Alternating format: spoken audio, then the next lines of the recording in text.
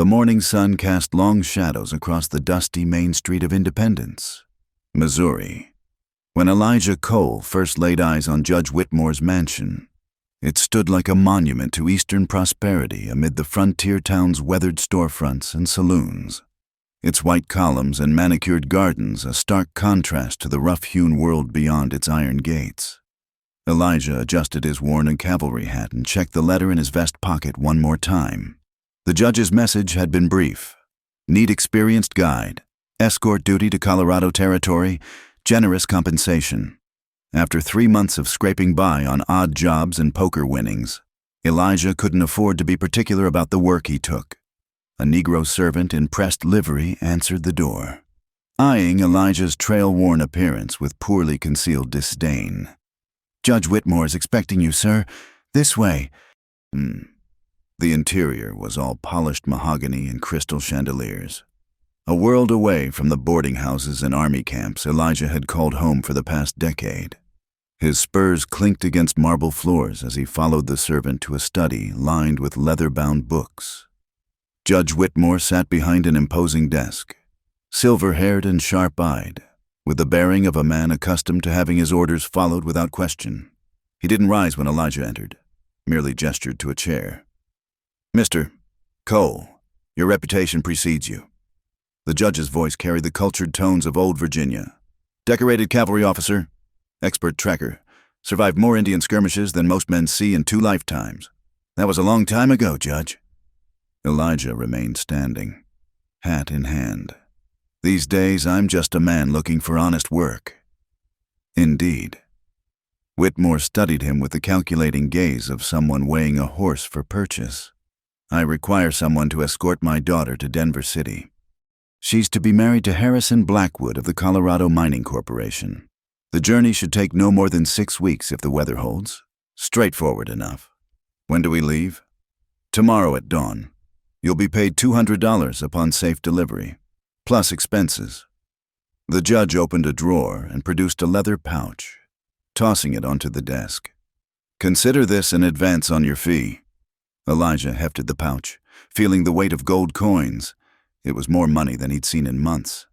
"Seems generous for a simple escort job." "Nothing about my daughter is simple, Mr. Cole." A flicker of something, frustration, worry, crossed the judge's face. "Josephine is spirited. She's been raised with certain Eastern sensibilities that don't always translate well to frontier life. You'll need patience. I've dealt with difficult clients before." "I'm sure you have." Whitmore rose, signaling the meeting's end. "One more thing. This marriage is of utmost importance to our family's interests. I trust you understand that failure is not an option." The threat was politely delivered but unmistakable. Elijah nodded curtly. "I'll see her safely to Denver City. Judge, you have my word." As he turned to leave, Whitmore called after him. "She doesn't know you're coming. I thought it best to present it as a fait accompli. She'll be resistant at first." Elijah paused at the door. "Resistant to the journey or the marriage?" The judge's smile was cold. "That, Mr. Cole, is not your concern." Outside, Elijah made his way to Murphy's livery to check on his horse, a sturdy Mustang named Scout, who'd carried him through more tight spots than he cared to count. The familiar smell of hay and leather helped clear the mansion's perfumed air from his lungs. "Taking another job. Eli?" Old Murphy emerged from a stall, wiping his hands on a leather apron. "Escort duty. 6 weeks to Denver City." Murphy whistled low. "That's rough country this time of year. Cheyenne been active along the Smoky Hill Trail. You traveling alone?" "Me and a passenger." Elijah ran his hand along Scout's flank, checking for any signs of lameness. "Some Eastern lady heading to her wedding." "God help you." Murphy chuckled. "Had a fellow through here last week, asking about guides familiar with the Colorado route. Mean-looking sort with a scar across his throat. Turned him away. Didn't like his look." Something cold settled in Elijah's gut. He say what he needed a guide for? "Nope, just said he had business in Colorado. Urgent business." Murphy spat tobacco juice into the sawdust. "You watch yourself out there. Eli, Something don't feel right about folks heading that way lately. That night, Elijah took a room at McBride's boarding house and spent the evening cleaning his weapons, his Navy Colt revolver, a Henry rifle, and a Bowie knife. Tools of survival in a land that didn't forgive carelessness. As he worked oil into the rifle's mechanism, his mind wandered to the job ahead, escorting a spoiled Eastern girl across 800 miles of hostile territory for her wedding. He'd done worse for less money, but something about this arrangement nagged at him. The judge's urgency, the generous payment, the mention of family interests. It all pointed to complications he'd rather avoid, but $200 would set him up for months. Maybe even give him enough to head to California, start fresh where the war and its ghosts couldn't follow. Dawn came too soon, bringing with it a cold wind from the north. Elijah saddled Scout and loaded his pack mule with supplies. Dried beef, hardtack, coffee, ammunition, medical supplies, and camping gear. He'd learned long ago that preparation meant the difference between a difficult journey and a fatal one. The Whitmore mansion looked different in the gray morning light, less imposing and more melancholy. A covered wagon waited in the circular drive, loaded with trunks and boxes that would be more at home on a steamship than a frontier trail. "You can't be serious," a woman's voice, clear and sharp as winter ice, cut through the morning air. "I won't travel with some hired gun." Elijah rounded the wagon to find the source of the voice and stopped short. Josephine Whitmore stood on the front steps, wearing a traveling dress of deep blue wool that probably cost more than he made in a year. She was younger than he'd expected, perhaps 23 or 24, with auburn hair swept up in an elaborate style that wouldn't last a day on the trail.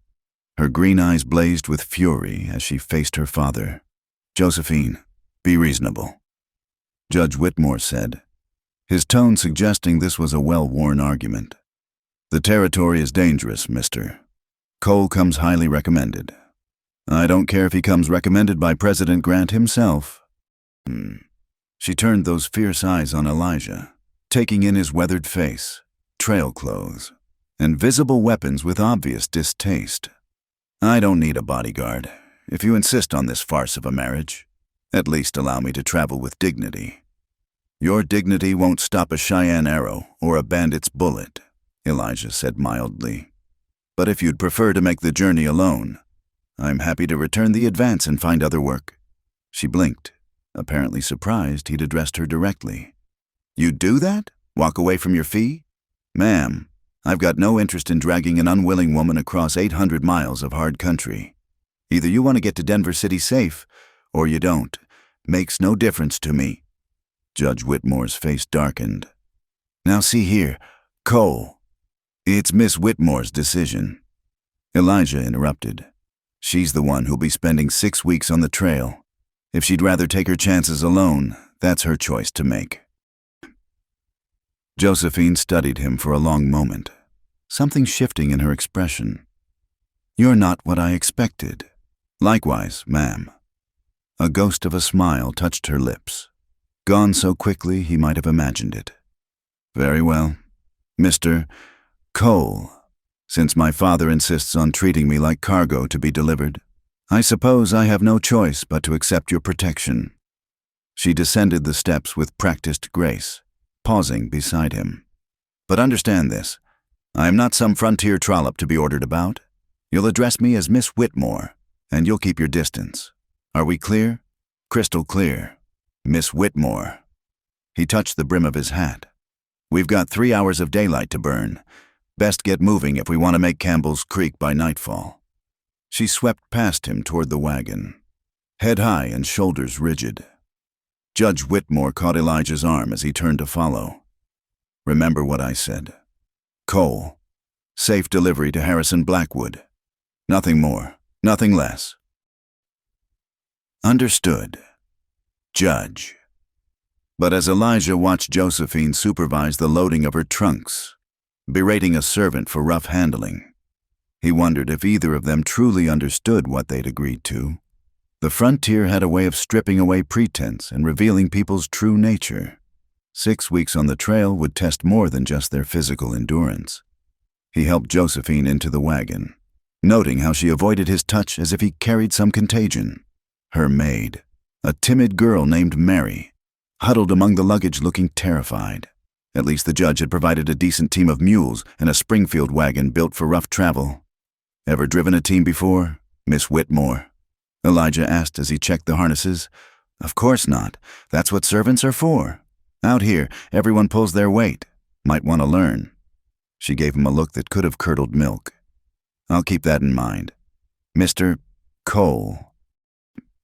As they rolled out of Independence, Elijah riding alongside on Scout, he couldn't shake the feeling that they were being watched. He'd developed a sixth sense for danger during the war, and right now it was screaming warnings. But the streets were empty except for early-rising shopkeepers and drowsy cowboys heading home from the saloons. The first few miles passed in tense silence. Josephine sat ramrod straight on the wagon seat, gloved hands folded in her lap, refusing to acknowledge the spectacular sunrise painting the prairie in shades of gold and crimson. Mary dozed fitfully among the luggage.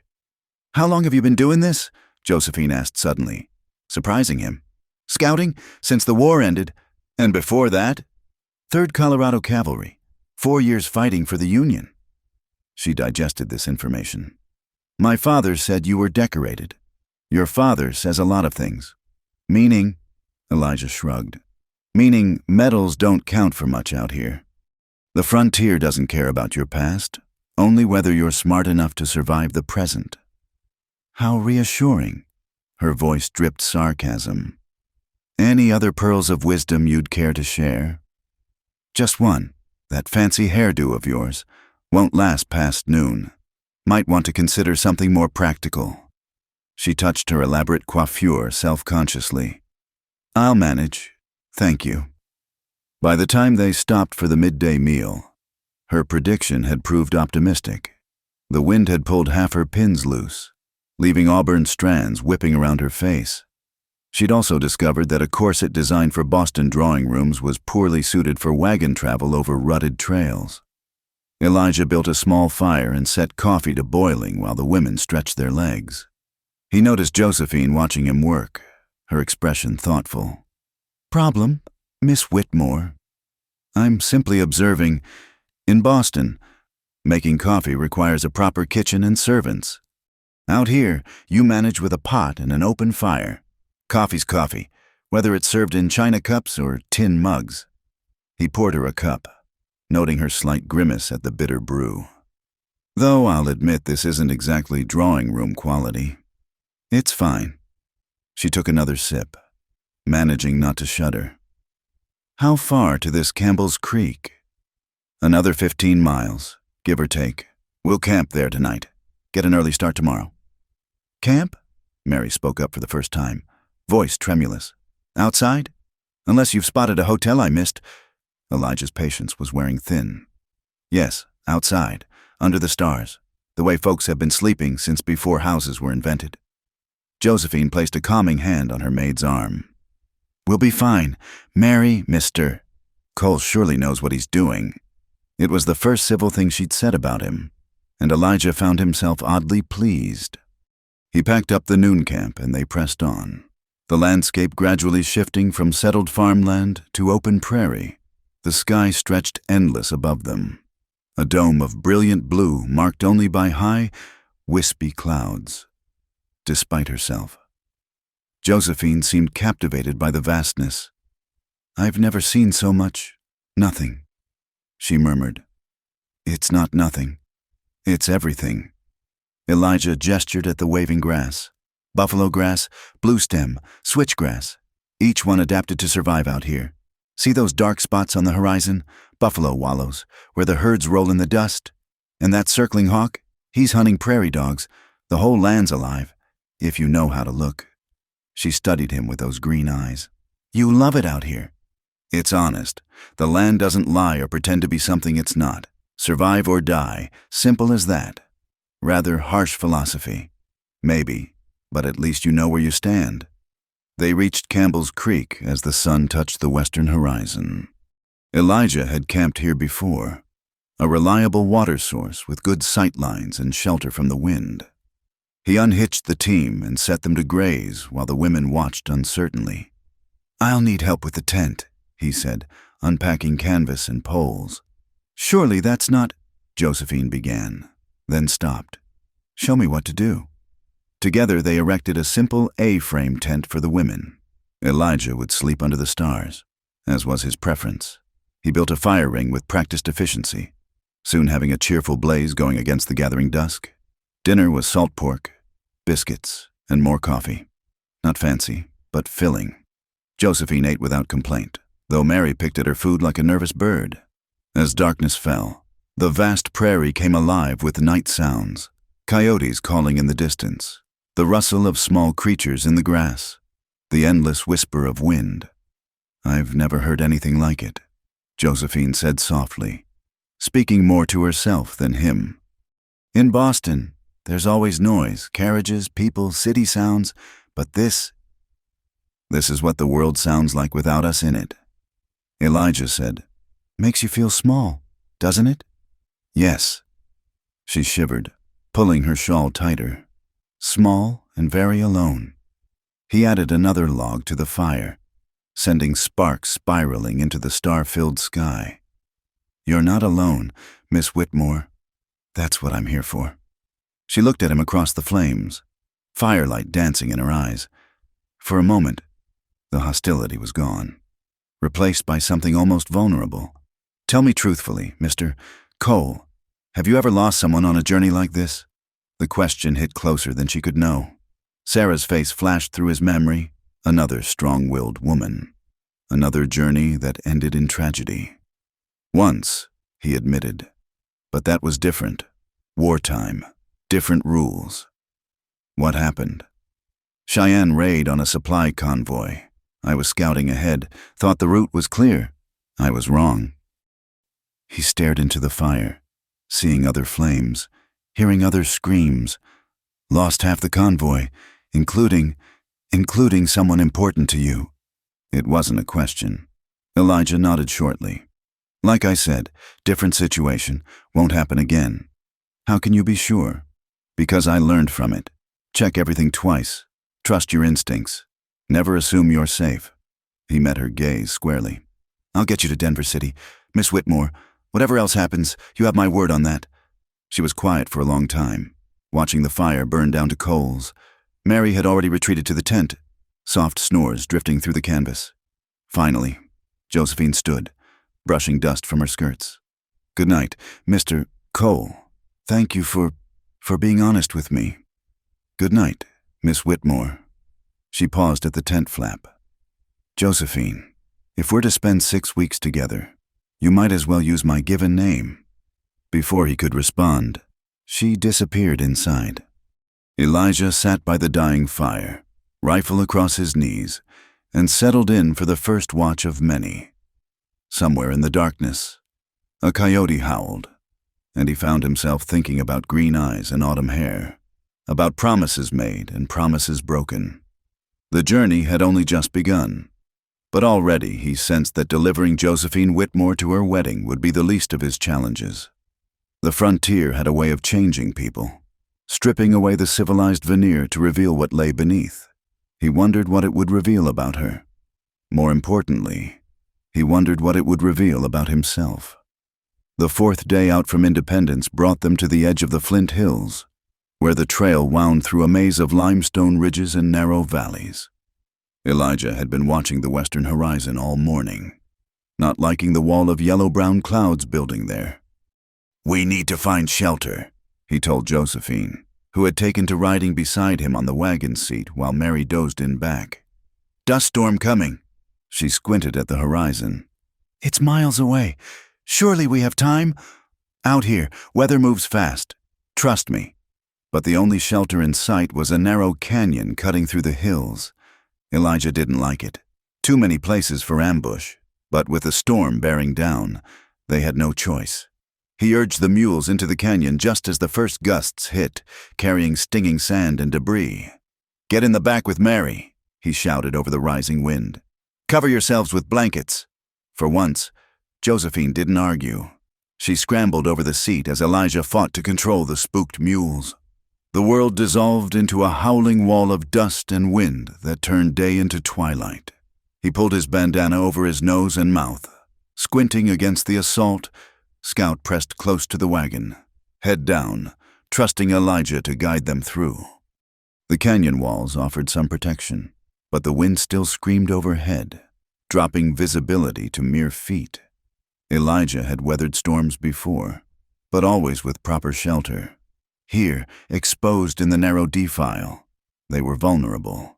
Then, through the chaos, he heard it, the clatter of hooves on stone that didn't belong to their animals. He reached for his rifle, every nerve suddenly alert. "Stay down," he called to the women. "We've got company." 3 riders materialized from the storm like specters, bandanas covering their faces, guns drawn. Elijah's rifle was already aimed at the lead rider's chest. "That's far enough," he shouted. The leader, a lean man with cold eyes above his mask, raised a hand. "Easy there, friend. Just looking to share some shelter from the storm. No need for bloodshed. Plenty of canyon to go around. Find your own spot. Now that's not very neighborly." The man's eyes flicked to the wagon. "What you hauling that needs such fierce protection? None of your business. Move along." The tension stretched taut as a bowstring. 3 against 1 weren't good odds. But the narrow canyon worked in Elijah's favor. They couldn't flank him easily. His finger tightened on the trigger. Then Josephine's voice cut through the standoff. "Mr. Cole? Is everything all right?" The leader's eyes sharpened with interest. Well, lady passenger. Must be valuable cargo indeed." "The lady's traveling to her wedding," Elijah said evenly. "Nothing more. Now I won't ask again. Move along." For a long moment, nobody moved. The storm howled around them, dust devils dancing between the horses. Then the leader chuckled, a sound like grinding stone. "Wedding, eh? Lucky man." He tipped his hat mockingly. "We'll be seeing you, friend. Trail's a long way to Colorado." They melted back into the storm as quickly as they'd appeared. Elijah kept his rifle ready until he was certain they were gone, then slumped against the wagon seat, adrenaline leaving him shaky. "Are they gone?" Josephine peered out from the canvas, face pale with dust and fear. "For now, but we'll see them again. Men like that don't give up easy." "How do you know?" "Because I've been men like that." He spat dust from his mouth. During the war, when supply lines were cut and orders were more suggestion than rule, desperation makes thieves of honest men. She studied him with those penetrating eyes. "But not you. I had my moments, things I'm not proud of." He checked the storm, still raging but beginning to weaken. "We all did things to survive. Question is whether you let it define you after—" They waited out the storm, huddled in the canyon. Elijah keeping watch while the women tried to rest. When it finally passed, leaving them coated in fine dust, he immediately set about checking their gear and animals. "We're pushing through to Pawnee Rock," he decided. "It's a longer day than planned, but I want distance between us and those riders." Josephine emerged from the wagon, her once fine traveling dress now thoroughly trail-worn. She'd given up on her elaborate hairstyles, instead binding her auburn hair in a simple braid. The change made her look younger, more vulnerable. "I want to learn," she said suddenly. "Learn what?" "To shoot, to defend myself." She met his surprised look steadily. "You won't always be there. If those men come back—" Elijah considered her request. Teaching a proper Eastern lady to handle firearms went against everything her world stood for. But then, they weren't in her world anymore. "All right, tonight, after we make camp." They pressed on through the afternoon, the landscape growing more desolate with each mile. The storm had scoured away any softness, leaving behind a world of sharp edges and harsh beauty. Pawnee Rock rose from the plains like a ship from a grass sea, its sandstone face carved with countless names of travelers who'd passed before. Camp that night was tense, everyone aware they were being watched from somewhere out in the darkness. Elijah built the fire small, not wanting to provide an easy target. After a quick meal, he brought out his spare revolver. "First rule," he said, checking the chamber was empty before handing it to Josephine. "Never point it at anything you don't intend to kill." She took the weapon gingerly, surprised by its weight. Mary watched from the tent, scandalized by the impropriety of it all. It's heavier than I expected. Everything's heavier out here, consequences especially. He showed her how to hold it properly, how to sight down the barrel. Don't jerk the trigger, squeeze it gentle, like you're pressing a flower. She raised an eyebrow at the comparison. You have experience pressing flowers. Mr. Cole had a life before the war. Even pressed a few flowers for... He stopped, jaw tightening. Ancient history. Focus on the target. He'd set up a row of empty cans 30 feet away. Start close, work your way back, and remember... The gun roared, making her yelp and nearly drop it. The shot went wide, hitting nothing but prairie. Warn me next time, she gasped. Nobody warns you in real life. Again. She gritted her teeth and tried again. And again. By the 10th shot, she was hitting cans consistently. There was a fierce concentration in her face that reminded him of soldiers he'd trained. Green boys learning to kill before they'd properly learned to shave. You're a quick study, he admitted. I had excellent tutors in Boston. Piano, French, mathematics. She smiled wryly. Though somehow gunfighting never made the curriculum. Different kind of education out here. She handed the gun back, massaging her wrist. Tell me about her. Who? The woman you were going to mention. The one you pressed flowers for. Elijah busied himself cleaning the revolver. Nothing to tell. You loved her. Yes. And she died. Yes. Josephine was quiet for a moment. I'm sorry. I shouldn't pry. It's all right. He looked up at the stars, brilliant in the clear prairie night. Sarah McKenna, preacher's daughter from Kansas City. Hair like corn silk and a smile that could light up a room. We were going to marry after the war. What happened? I happened. Made promises I couldn't keep. The war ended, but I came back different. Broken. She tried to understand. But how do you explain what it's like to watch your friends die in mud and blood? How do you tell a preacher's daughter about the things you did to survive? So you left her. I thought I was protecting her. From me. From what I'd become. His laugh was bitter. She followed anyway. Joined a wagon train heading west. Said she'd find me or die trying. Josephine's face had gone very still. The Cheyenne Raid. The Cheyenne Raid? He holstered the revolver with careful precision. I failed her twice. Once by leaving, once by not being there when she needed me. That's not... Yes, it is. He stood abruptly. Get some sleep. We've got ground to cover tomorrow. She rose as well, brushing dust from her skirts. Elijah? It was the first time she'd used his given name. He paused, but didn't turn. Thank you for teaching me, for trusting me with her memory. He nodded once and walked into the darkness beyond the fire, behind him. He heard her talking softly to Mary, preparing for bed, but sleep would be a long time coming for him. It always was when the ghosts came calling. The night passed without incident, though Elijah caught glimpses of campfires in the distance. Their shadows were patient, waiting for the right moment. He'd have to be more careful. Maybe leave the main trail for a while. Morning brought a change in the weather. Cooler, with clouds building in the north. The autumn storms were coming early this year. They broke camp quickly. Josephine now helping with practiced efficiency instead of standing aside. You're different than I expected, she said as they rolled out. How so? Father made you sound like just another rough frontiersman, all violence and crude manners. She glanced at him sideways. But you quote poetry when you think no one's listening. You notice beauty in the landscape. You carry pain like a physical weight. Don't make me into something I'm not. I'm exactly what your father hired. A man who's good at violence when violence is needed. Perhaps, but I think that's the least interesting thing about you. Before he could respond, Scout's ears pricked forward, and Elijah's hand went to his rifle. A moment later, he saw what had alerted his horse, a overturned wagon ahead, one wheel spinning lazily in the breeze. "Stay here," he told Josephine. But she was already climbing down. Someone might be hurt, or it might be a trap, but she was already hurrying forward, and he had no choice but to follow, scanning for threats. The wagon had been ransacked, contents scattered across the prairie. No bodies, but blood stained the wagon seat. Fresh blood. "Over here," Josephine called. She'd found the driver crawling through the grass, an arrow protruding from his shoulder. "Please," the man gasped.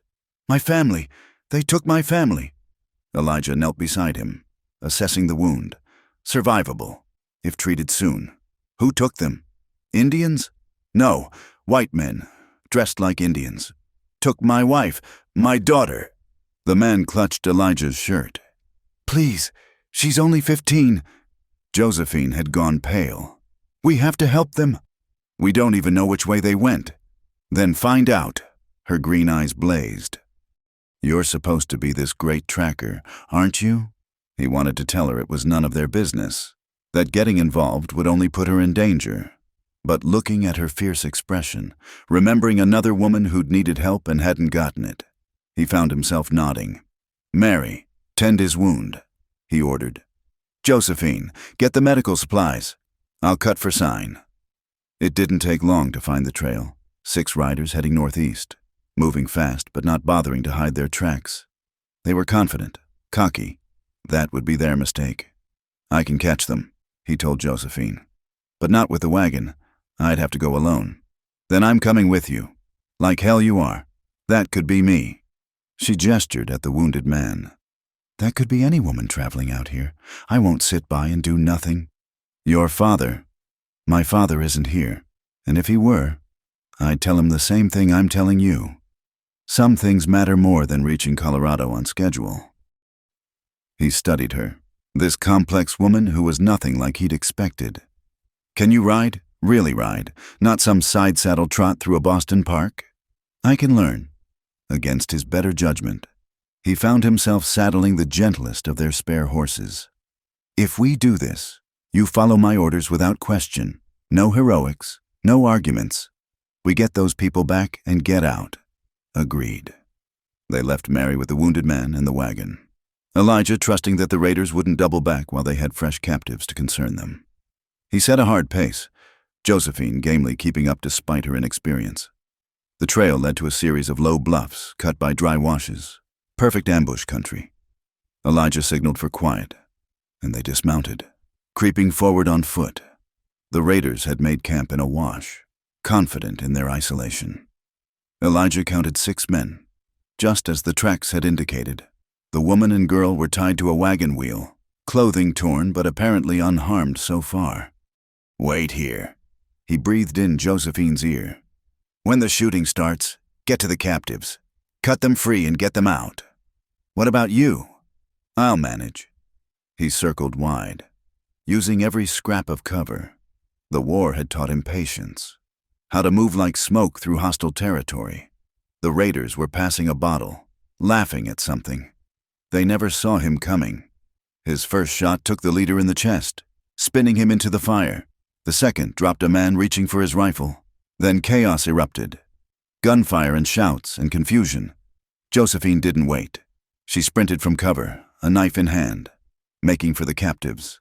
A raider saw her and swung his gun around, but Elijah's shot took him in the shoulder before he could fire. "The woman! Get the woman!" someone shouted. Elijah rolled behind a boulder as bullets whined overhead. 3 down, 3 to go. He could see Josephine sawing at the ropes, the captive woman trying to shield her daughter. A raider broke from cover, rushing Josephine. Elijah's rifle clicked empty. No time to reload. He drew his revolver, but the angle was wrong. Josephine in the line of fire. Then she turned, the spare revolver he'd trained her with appearing in her hand. The shot was wild, but close enough to make the raider dive for cover. It gave Elijah the opening he needed. When the smoke cleared, 6 raiders lay dead or dying. Josephine stood among them, gun still raised, face white with shock at what she'd done. "You did good," Elijah told her, gently taking the weapon. "You saved them. I almost shot a man. Almost only counts in horseshoes." Come on, let's get these folks back to their wagon. The reunion was tearful, the family grateful beyond words. But Elijah kept watching the horizons, knowing the sound of gunfire carried far on the prairie. They needed to move. Back at their own wagon, they found Mary had done well with the wounded man. He'd live, though the arm might never be quite right. Elijah made the decision to travel together for safety, at least until they reached Fort Larned. That night, with both camps combined for protection, Josephine sat apart from the others, staring into the fire. Elijah brought her coffee and sat beside her. "It's different when it's real," she said quietly. "Shooting cans is one thing, shooting at a person. First time's always hard. Gets easier. That's what worries me." She looked at him. "Do you regret teaching me?" "No, you needed to know. Out here, sometimes violence is the only answer." He paused. "But I hope you never have to use it again." "So do I." She was quiet for a moment. "Those men from the storm, they're still following us, aren't they?" "Probably. Will you have to kill them too?" "Maybe. Depends on how determined they are." She shivered, and without thinking, he put his arm around her shoulders. She stiffened for a moment, then relaxed against him. They sat that way for a while, two people finding unexpected comfort in the middle of an unforgiving land. "I'm not who I was 4 days ago," she said finally. "The trail changes everyone. Question is, do you like who you're becoming?" She considered this. "I don't know yet, but I know I'm more than just cargo to be delivered." She stood, brushing off her skirts. "Good night, Elijah. Good night, Josephine." As she walked to her tent, he noticed she no longer moved with the studied grace of a Boston lady. Her stride had become something more natural, more suited to the frontier. The transformation had begun, and he wondered where it would end. In the distance, coyotes called to each other across the empty miles, and somewhere out there, patient as death, their shadows waited. They parted ways with the rescued family at Fort Larned, where soldiers confirmed Elijah's worst suspicions. The men from the dust storm had been asking questions, showing particular interest in wagons bound for Colorado. The post commander, a grizzled captain named Walsh, pulled Elijah aside. "Jake Bonner's gang," Walsh said, naming the cold-eyed leader. "They've been working this stretch for months. Never seen them this far west, though must be after something special." Elijah didn't mention Josephine or her prominent father. "We'll take the southern route, stay off the main trail. That's rough country. Early snows have already hit the Raton Pass. We'll manage." Walsh studied him. "I could spare 2 men as escort. Appreciate it, but no. Smaller group moves faster." Leaving the fort, Elijah turned them southwest toward the Arkansas River, abandoning the well-traveled Santa Fe Trail for lesser-known paths. The detour would add days to their journey, but it might keep them ahead of Bonner's gang. "Why are those men so persistent?" Josephine asked as they entered a region of broken badlands and sandstone mesas. "Surely there are easier targets. Your father's a wealthy man. Word travels." Elijah had been dreading this conversation. "There's something else.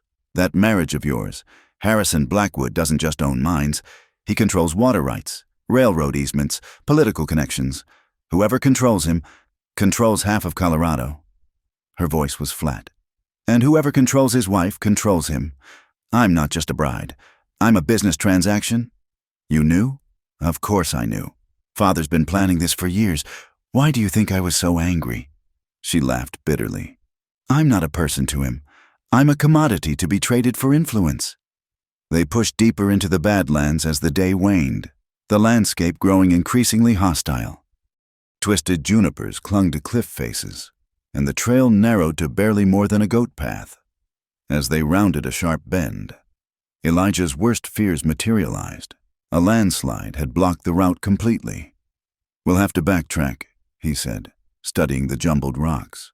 "Lost us half a day." But as they turned the wagon, he heard it, the rumble of displaced stones from above. His battlefield instinct screamed danger. "Run!" He slapped the mule's rumps hard. "Move!"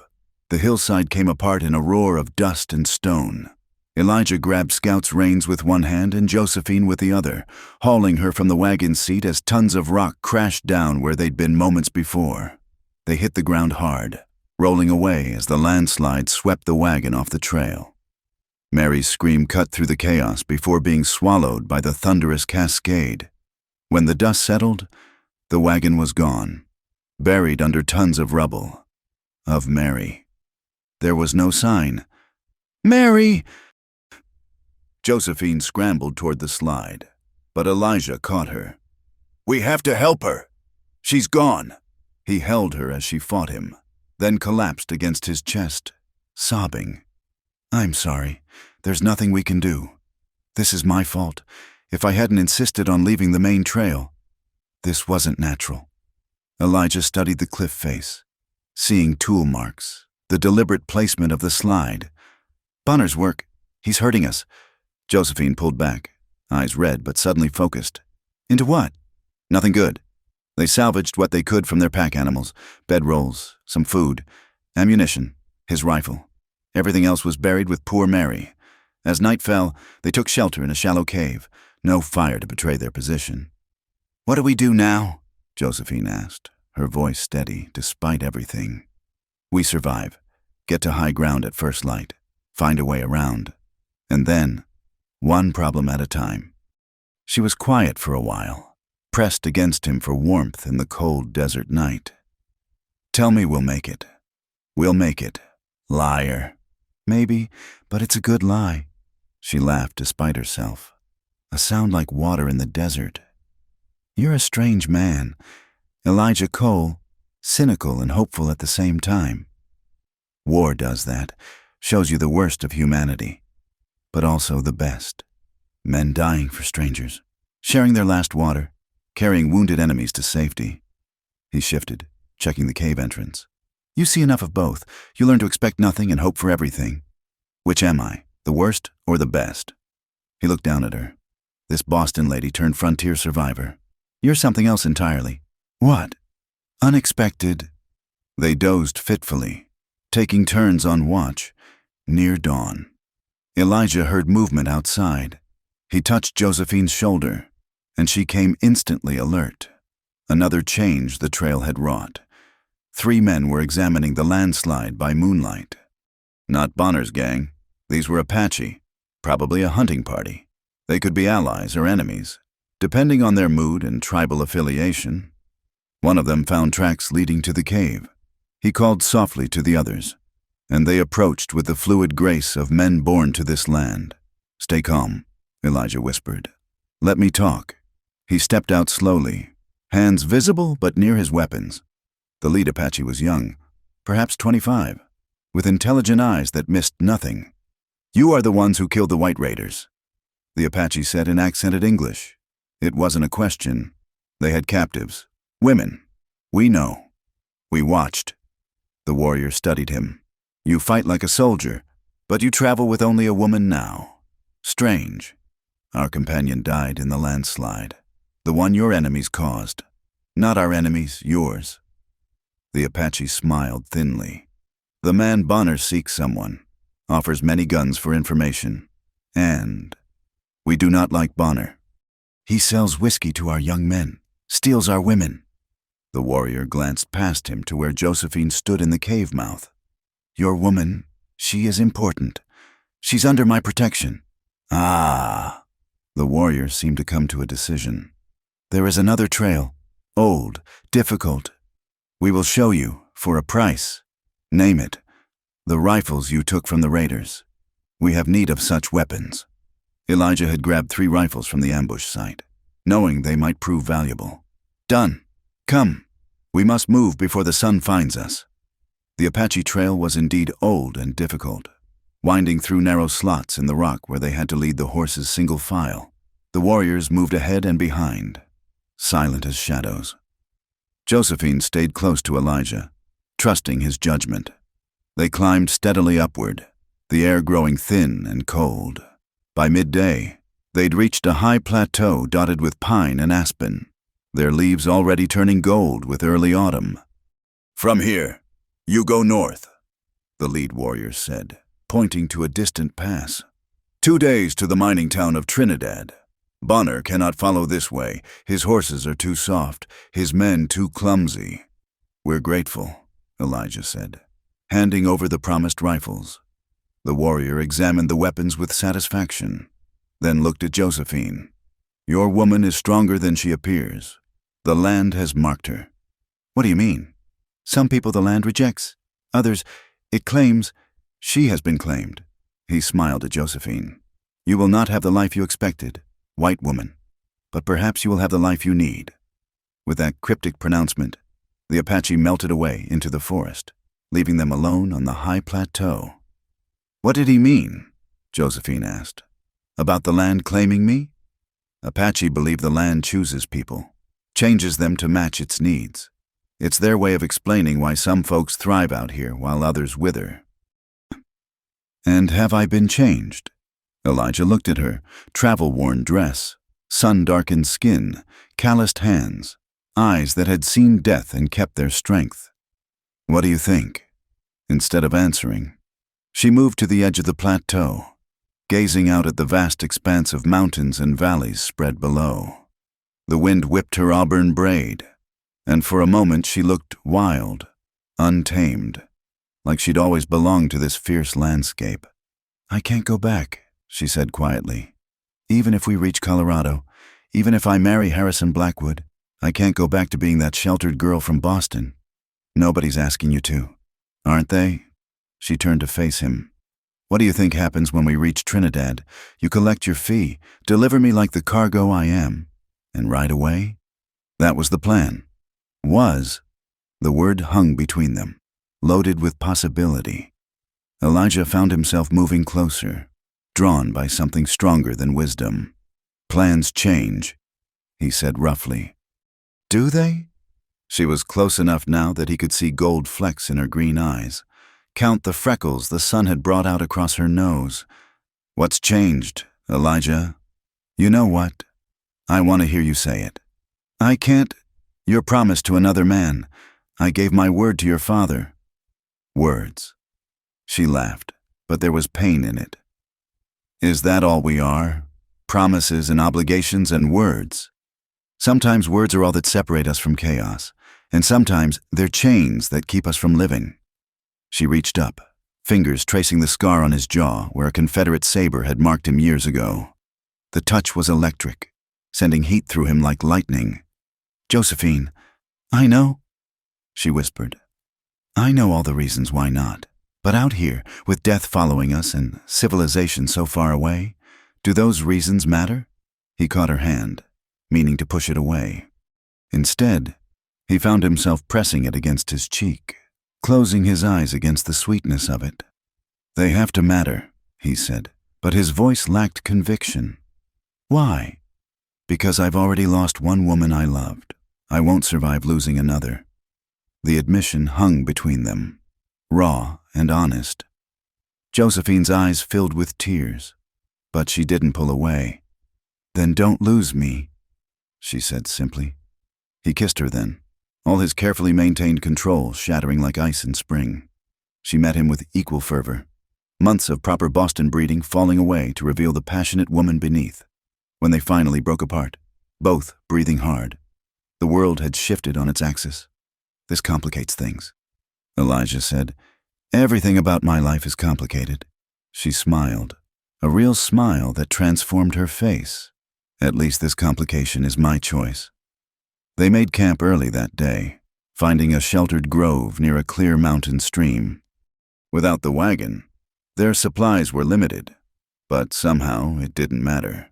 They worked together with the ease of long partnership, gathering wood, tending the horses, preparing a simple meal. As darkness fell and the stars emerged in brilliant profusion, they sat close beside the fire, no longer pretending distance. Josephine had changed into men's clothing scavenged from their supplies. It was more practical for riding, she claimed, though Elijah suspected she was shedding more than just her dress. What happens when we reach Trinidad? She asked, voicing the question they'd both been avoiding. I don't know. You could leave. Before we get there, tell them I died in the landslide with Mary. You want me to lie? I want to be free. She stared into the fire. Is that so terrible? To want to choose my own life? No, but freedom has a price. Your father would hunt us both. Blackwood, too, probably. We'd be fugitives. We already are. At least we'd be fugitives together. The offer tempted him more than he could say. To disappear into the vast frontier with her. Find some hidden valley where the past couldn't follow. But he'd tried running before. The past always found you. There might be another way, he said slowly. Blackwood's a businessman. Everything's negotiable to men like him. You think he'd release me from the engagement? For the right price. Question is, what do we have that he wants more than a judge's daughter? Josephine was quiet for a long moment. Then, information about Bonner's gang, about the attempt on my life. If Blackwood knew someone was trying to prevent the marriage that badly, he'd want to know why. It's thin. It's something. She leaned against his shoulder. Better than running. Better than giving up. They talked late into the night. Planning, dreaming, carefully avoiding the subject of their stolen kiss.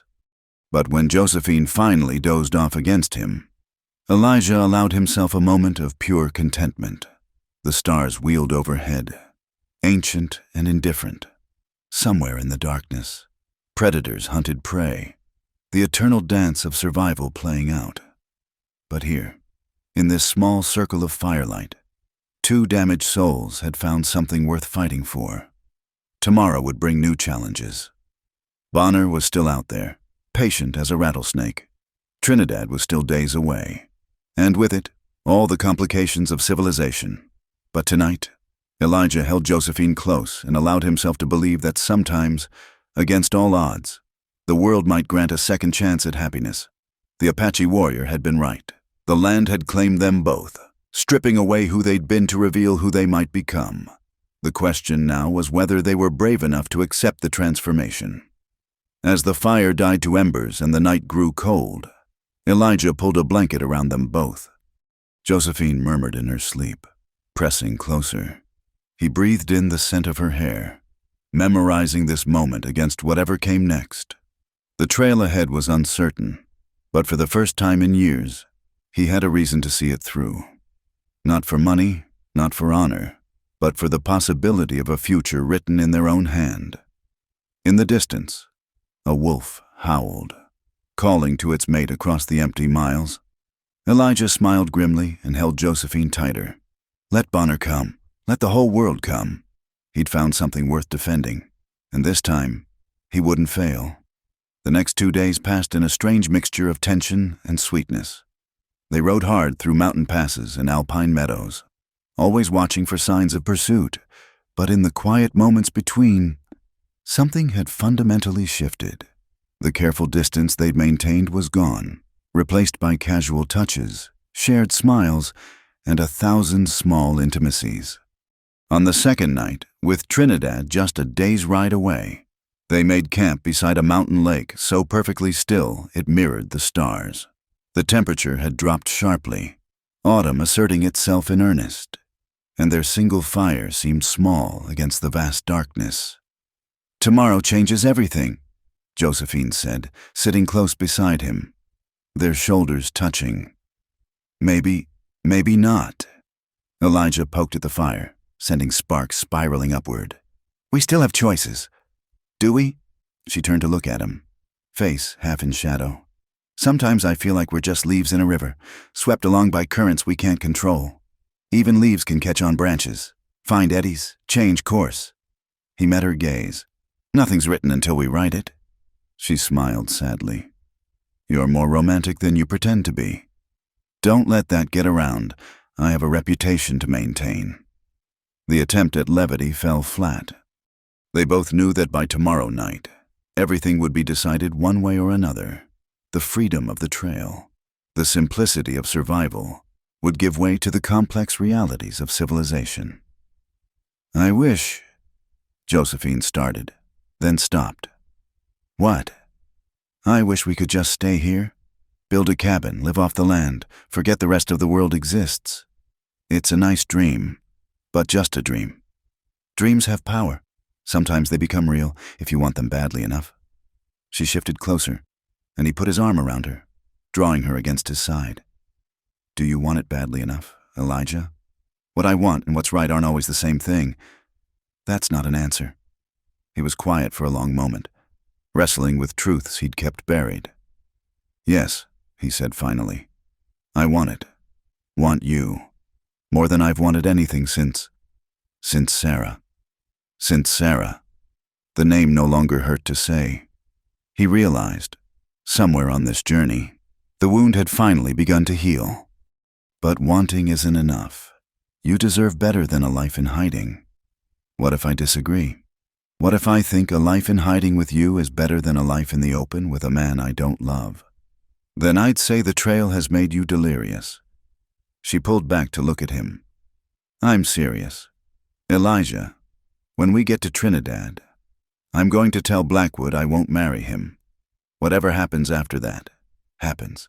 Your father can disown me if he wishes. I'm through being a pawn in his games. You say that now, but you've never been poor, never gone hungry, never. She silenced him with a kiss, fierce and desperate. When she pulled back, her eyes were bright with unshed tears. I know what I'm choosing, she whispered. I'm choosing you. The weight of her declaration settled over him like a physical thing. He'd been prepared for many things on this journey, but not this, not her complete, terrifying trust. Josephine, no more words, she said. We've talked enough. Tomorrow will bring what it brings. Tonight is ours. She stood, taking his hand, leading him away from the fire to where their bedrolls lay beneath a canopy of stars. The night was cold, but her touch was warm, and when she kissed him again, all his carefully reasoned objections crumbled like sand. They came together with a desperate tenderness, two souls seeking comfort against the uncertainty ahead. Each touch was a promise, each whispered endearment, a rebellion against the roles the world had assigned them. In the darkness beside the mountain lake, they wrote their own story, if only for one night. Later, as they lay entwined beneath shared blankets, Josephine traced patterns on his chest, her fingers finding old scars and new. Tell me about this one, she said, touching a puckered mark near his shoulder. Shrapnel, Battle of Chickamauga. And this, knife fight in Abilene, disagreement over cards. You've been marked by violence. We all carry our histories. Some just show more than others. She was quiet for a moment. What marks will I carry from this journey? Stronger ones than scars, the kind that change who you are inside. I'm not afraid. I know. That's what terrifies me. She rose up on one elbow to look at him. Why? Because courage without fear is just recklessness. And I can't lose you to recklessness. You won't lose me at all, she said firmly. I won't let you. He wanted to believe her, but dawn was already painting the eastern peaks rose and gold, and with it came the return of reality. They broke camp in companionable silence, both aware that something fundamental had shifted in the night. The trail down from the mountains was steep and treacherous, requiring all their concentration. But Elijah couldn't stop stealing glances at Josephine. She rode with new confidence, handling her horse with the easy grace of someone born to the saddle. By midday, they could see Trinidad spread out in the valley below, a rough mining town that had sprouted up around the confluence of rivers and railroad lines. Smoke from a dozen smelters hazed the air, and even from a distance, they could hear the industrial clamor. Last chance to run, Elijah said as they paused at an overlook. I'm not running. Josephine straightened in her saddle. Whatever happens, we face it together. They descended into town as the afternoon sun slanted low. Trinidad was everything Elijah expected. Muddy streets, false-fronted buildings, saloons and brothels mixed with mercantiles and assay offices. The Grand Hotel, where Blackwood kept his offices, stood out like a sore thumb, all brick and Victorian pretension. Wait here, Elijah said as they reached the hotel. Let me scout the situation first. But Josephine was already dismounting. We go together or not at all. He knew that tone. Argument would be useless. They tied their horses and entered the hotel lobby, drawing stares from the well-dressed patrons. Trail dust and rough clothes marked them as outsiders in this temple to new money.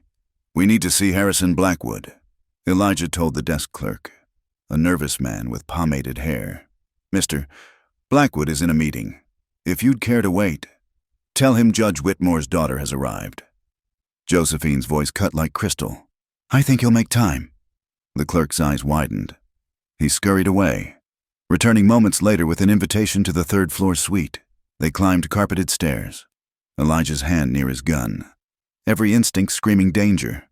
Harrison Blackwood's office was a study in calculated wealth, leather and mahogany, crystal decanters, maps of mining claims covering the walls.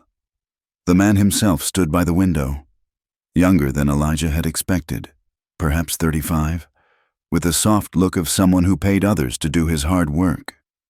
"Miss Whitmore." Blackwood didn't turn from the window. "You're late, and considerably more rustic than anticipated." "Mr. Blackwood." Josephine's voice was steady. "We need to talk." "Indeed we do." He finally turned, eyes sliding dismissively over Elijah before fixing on Josephine. "Your father wired 2 days ago. Apparently, there was concern you might not arrive at all. There were complications on the trail." "So I gathered. Your escort can wait outside. This is a private matter." "He stays," Josephine said firmly. "What I have to say involves him." Blackwood's eyes narrowed. "I see. How disappointing. I'd hoped the judge's daughter would have more discretion. This isn't what you think." "Isn't it?" His voice turned cold. "You arrived days late, dressed like a common trail hand, insisting your hired guide be present for our discussion.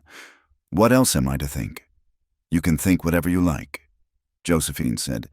"But first, you should know someone tried to kill us." "Multiple times. The Bonner gang has been tracking us since independence." That got his attention. "Bonner? He's been paid to stay clear of my interests." "Well, someone paid him more to interfere with this particular interest."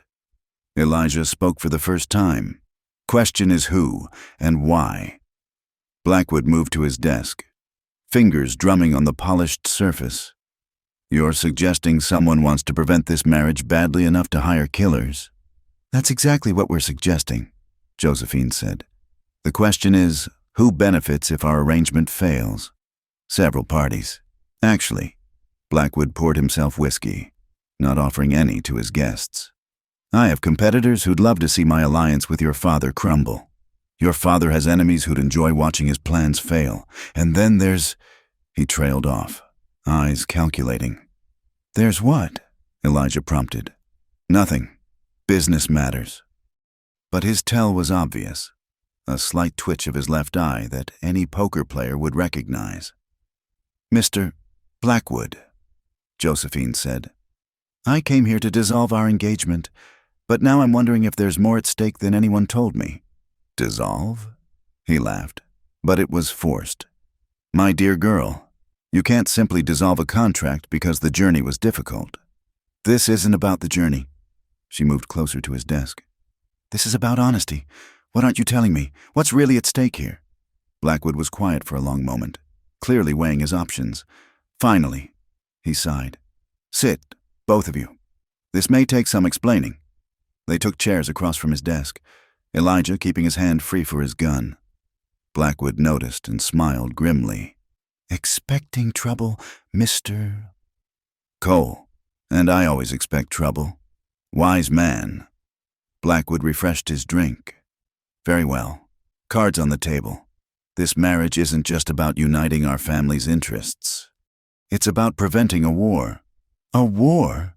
Josephine leaned forward. "What kind of war?"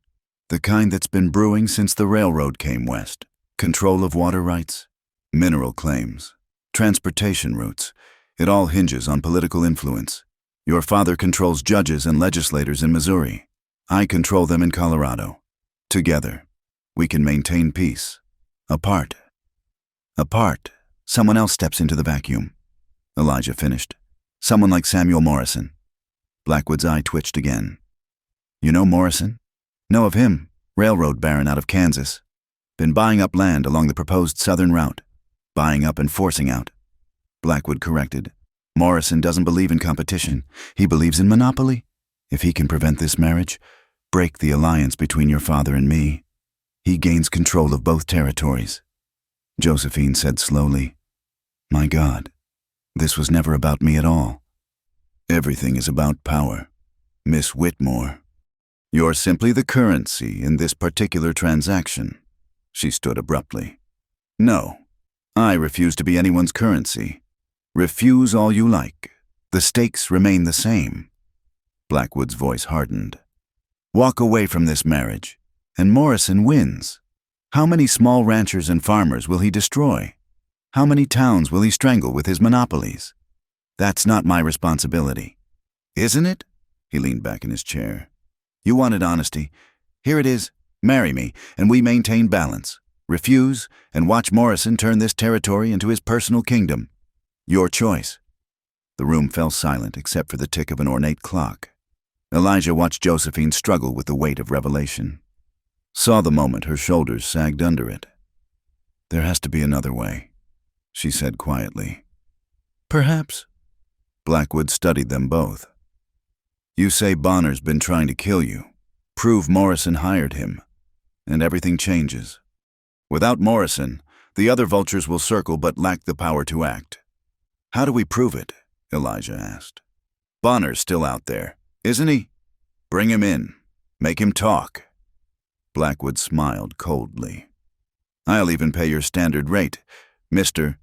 Cole. Consider it a wedding gift. And if we succeed, Josephine asked, if we prove Morrison's involvement, then perhaps we can discuss alternative arrangements. A business partnership without the marriage component. Your father won't like it, but if the threat is neutralized. He let it hang. Elijah recognized the negotiation for what it was. A slim hope offered to desperate people, but it was better than nothing. We'll need resources, he said. Men, weapons, information on Bonner's whereabouts. Done. Blackwood moved to his desk, writing quickly. This will get you whatever you need from my people, but understand, you have 1 week. After that, the marriage proceeds as planned, or I align with Morrison myself.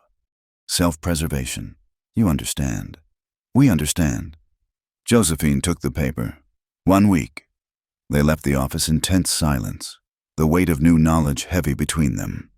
On the street, Josephine finally spoke. A week to catch a killer and prevent a war. Simple enough. Nothing about this is simple anymore. No, she agreed. But at least now we know what we're really fighting for and against. Elijah touched her arm. You don't have to do this. We could still run. And let Morrison win? Let him destroy innocent people? She shook her head. The Apache warrior was right. The land has claimed me. These are my people now. Even if they don't know it, I won't abandon them. He saw Sarah in her then, not in looks, but in spirit. The same fierce determination to do right, regardless of cost. It terrified and thrilled him in equal measure. Then we'd better get started, he said. Bonner won't catch himself. As they walked toward the livery to arrange fresh horses, neither noticed the figure watching from a second-story window. By the time they'd left town, heading back into the wilderness they'd just escaped. A rider was already carrying news to interested parties. The game had changed, but the players remained the same. And somewhere out in the vast Colorado territory, Jake Bonner waited, unaware that he'd become the prey instead of the predator. The hunt was on. The trail back into the mountains felt different this time. They were hunters now, not prey, though Elijah knew how quickly those roles could reverse. Blackwood had been true to his word. They'd left Trinidad with fresh horses, ample supplies, and information from his network of informants. Jake Bonner had been spotted near Phantom Canyon, licking his wounds and recruiting new men. We'll need to be smart about this, Elijah said as they made camp the first night. Bonner's dangerous when cornered. Then we don't corner him. Josephine cleaned her revolver with practiced efficiency. A far cry from the woman who'd flinched at firearms just days ago.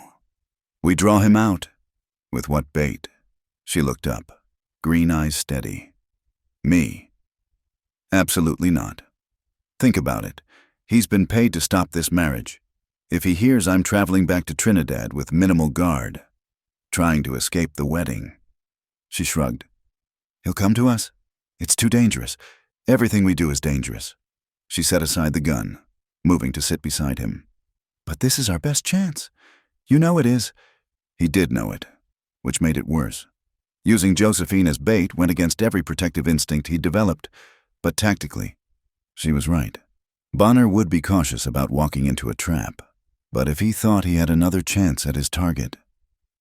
We'd need backup, he said finally. Blackwood's men are already in position. I had him station them along the route while you were getting supplies. At his surprised look, she smiled. I'm learning to think ahead. When did you arrange that? While you were playing the protective escort. I may be new to this, but I'm not helpless. I never said you were. You think it, though, every time you try to shield me from danger. She touched his face gently. I know it comes from caring, but I need you to trust me as a partner, not just protect me as a woman. The distinction hit home. He'd been treating her like Sarah, someone to be guarded, kept safe, but Josephine had proven herself capable of far more than he'd given her credit for. You're right, he admitted. Partners. Partners. She sealed it with a kiss, then pulled back. All business. Now, let's plan how to catch ourselves an outlaw. They spent the next 2 days laying groundwork. Word was spread through carefully chosen saloons and trading posts. Judge Whitmore's daughter was fleeing her arranged marriage, heading back east with only a single guard. They made themselves visible in small towns, Josephine playing the part of desperate runaway, while Elijah appeared tired and distracted. The third night camped in a box canyon Elijah had scouted carefully. They got their first nibble. Scout's ears pricked forward, and Elijah heard it too, the subtle sounds of men trying to move quietly through broken country. They're here, he breathed, banking the fire lower.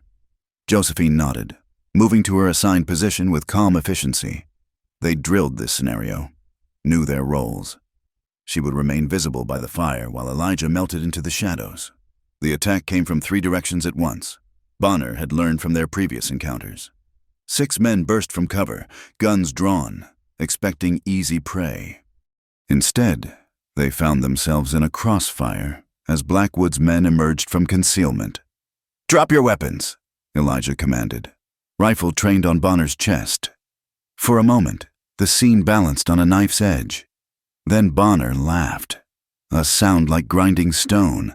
Well played, Cole, though I should have known the girl had more spine than she showed. It's over. Jake, put down the guns. Is it? Bonner's eyes glittered in the firelight. You think taking me changes anything? Morrison has deep pockets. There'll be others. Then we'll stop them too, Josephine said, emerging from cover with her revolver steady. But you first. Bonner studied her with something like respect. You've changed, Princess. Trail does that to some folks. Makes them harder. Hard enough to pull this trigger if needed. I believe you. He slowly unbuckled his gun belt, letting it fall. All right, boys, we're done here. His men followed suit, though reluctantly, as Blackwood's men moved in to secure the prisoners. Bonner caught Elijah's eye. She's something, isn't she? The kind of woman who could make a man reconsider his line of work. Shut up, Jake. Just saying, I can see why Morrison wanted her stopped. Woman like that marries into power, no telling what might happen, might even develop a conscience. Morrison, Josephine said sharply. You admit he hired you. Admit? Bonner laughed again. Hell, I'll testify to it. Man left me hanging out to dry. Promised reinforcements that never came. Payment that's been slow in arriving. Far as I'm concerned, he can rot. You'll testify in court? For the right incentive. My boys and I walk free. Morrison takes the fall. Seems fair to me. Elijah started to object, but Josephine raised a hand. We'll need more than your word. Documents, proof of payment, something concrete. Got it all, man like Morrison. Thinks he's too big to fall. Gets sloppy. Leaves paper trails. Bonner grinned. Hidden back at my camp. Take you there myself, if you guarantee our freedom. No deal. One of Blackwood's men said, these men are wanted in 3 territories. Then they'd better disappear into Mexico. Josephine interrupted. After they fulfilled their part of the bargain. The negotiations took another hour, but eventually, terms were reached. Bonner and his men would provide evidence against Morrison in exchange for safe passage south. It stuck in Elijah's craw to let killers walk free, but the larger game demanded sacrifices. They reached Bonner's camp near dawn, a fortified cabin hidden in a narrow valley. True to his word, the outlaw produced a leather satchel filled with incriminating documents, telegrams from Morrison, bank drafts, detailed instructions about preventing the Whitmore-Blackwood marriage. Man never learned the first rule of crime, Bonner said, watching Josephine examine the papers. Never put anything in writing you wouldn't want read in court. This is enough, she said. More than enough. Then our business is concluded. Bonner stood, gathering his men with a glance. Been educational. Folks, maybe we'll meet again under better circumstances. Jake, Elijah called as the outlaw turned to leave. Why'd you really turn on Morrison? Bonner paused, considering. Man hired me to do a job, then hung me out to dry when it got complicated. But more than that. He looked at Josephine. Been in this business 20 years. Robbed, killed, done things I ain't proud of. But I never forced a woman into marriage against her will. Man's got to have some standards. With that philosophical observation, he and his men vanished into the pre-dawn darkness, heading south for the Mexican border. Elijah doubted they'd stay gone. Men like Bonner always drifted back, but for now, they'd served their purpose. We did it, Josephine said, clutching the evidence. We actually did it. The easy part's done, Elijah corrected. Now we have to get this back to Trinidad, convince a judge to act on it, and hope Morrison doesn't have us killed first. Such an optimist. But she was smiling, flushed with success. Come on, partner, let's finish this. The ride back to Trinidad took 2 days of hard travel. They pushed the horses, aware that Morrison would have informants who'd report Bonner's capture. Speed was their only advantage now. They reached the town as evening fell. Going straight to Blackwood's hotel, the mining magnate received them in his office. Examining the evidence with growing satisfaction. This is perfect, he said. With this, I can have Morrison arrested within the hour. His entire network will crumble. And our arrangement, Josephine asked pointedly, stands as discussed. A business partnership without the marriage component. Your father won't be pleased, but given the circumstances, he shrugged. I'll smooth it over. Consider yourself a free woman, Miss Whitmore. The relief that washed over Josephine's face was almost painful to see. Elijah realized how heavily the threat of forced marriage had weighed on her, even as she'd faced down outlaws and dust storms. There's still the matter of Mr. Cole's payment, she said, both from my father and your additional offer. Of course. Blackwood produced a bank draft, plus a bonus for exceeding expectations. You're quite the team. We have our moments, Elijah said dryly. They left the office as Blackwood summoned his lawyers and lawmen. On the street, Josephine suddenly laughed, spinning in a circle like a child. I'm free, she said wonderingly. Actually free. Free to do what? Elijah asked, though his heart was already racing ahead to possibilities. She stopped spinning, facing him with sudden seriousness. Free to choose, free to stay or go, to be whoever I want to be. She stepped closer. Free to love who I want to love. Josephine, no more excuses. Elijah, no more obligations or duties or reasons why not. She took his hands. I choose you, if you'll have me. He looked at her, this extraordinary woman who'd walked through fire and emerged stronger, who'd faced down outlaws and power brokers with equal courage, who'd chosen him despite having every reason not to. You sure you know what you're choosing? Life with a worn-out cavalry scout won't be easy. Easy is overrated. She smiled. I prefer interesting. Might be dangerous. When has it not been? Your father will disown you. Let him. Her grip tightened on his hands. I found something worth more than his approval. Don't you see? The trail didn't just change me. It showed me who I really am, and who I am wants to be with you. He pulled her close then, kissing her there on the dusty street while respectable people tutted and stared. Let them. He'd spent too many years living by other people's rules, letting fear and duty dictate his choices. So what now? She asked when they finally broke apart. Now, he grinned. Now we decide where to go. Whole frontiers out there waiting. Actually, a familiar voice interrupted. The frontier might have to wait. They turned to find Judge Whitmore standing behind them, flanked by armed men. His face was thunderous, aging him years in the weeks since they'd left Independence. Father, Josephine's voice was steady. I suppose you received word. I received word that my daughter had been corrupted by her hired guide, that she'd abandoned her duty to chase outlaws through the mountains like some common— Choose your next words carefully, Elijah warned, hand drifting to his gun. Or what? You'll shoot me? The judge laughed bitterly. You've already done worse. You've destroyed everything I worked for. No, Father, I've chosen my own path. There's a difference. Is there? You think love will sustain you when the money runs out? When you're living in some frontier hovel, watching your children grow up wild and uneducated? I think love will sustain me better than a loveless marriage ever could. Josephine stepped forward. I'm sorry I couldn't be the daughter you wanted, but I can't be sorry for choosing happiness. The judge's face cycled through emotions: anger, hurt, disappointment. Finally, he just looked old. I suppose Blackwood told you about Morrison. He did. Your Grand Alliance nearly got me killed. I didn't know. He stopped, shoulders sagging. No, that's a lie. I suspected Morrison might interfere, but thought the potential gain worth the risk. Your life weighed against political power. At least you're honest about it.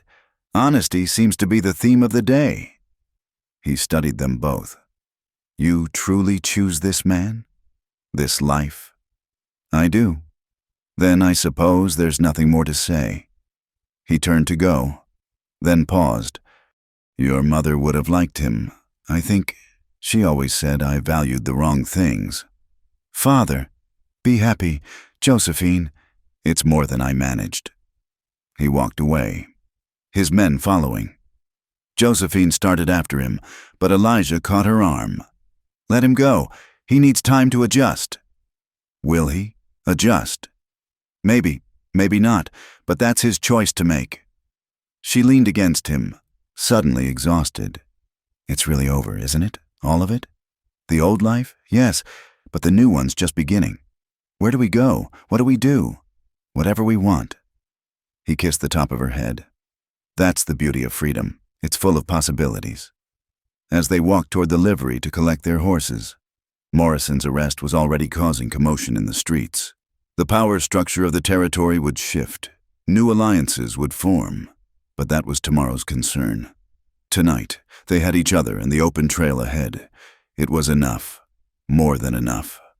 You know, Josephine said as they saddled up, I never thanked you. For what? For seeing me, not the judge's daughter or Blackwood's intended or any of the other roles I was supposed to play. Just me. That's the only you worth seeing. She smiled, swinging into the saddle with easy grace. So, Mr. Cole, where shall we go first? He mounted Scout, considering. West, California maybe. Hear there's opportunities there for folks willing to work. Together.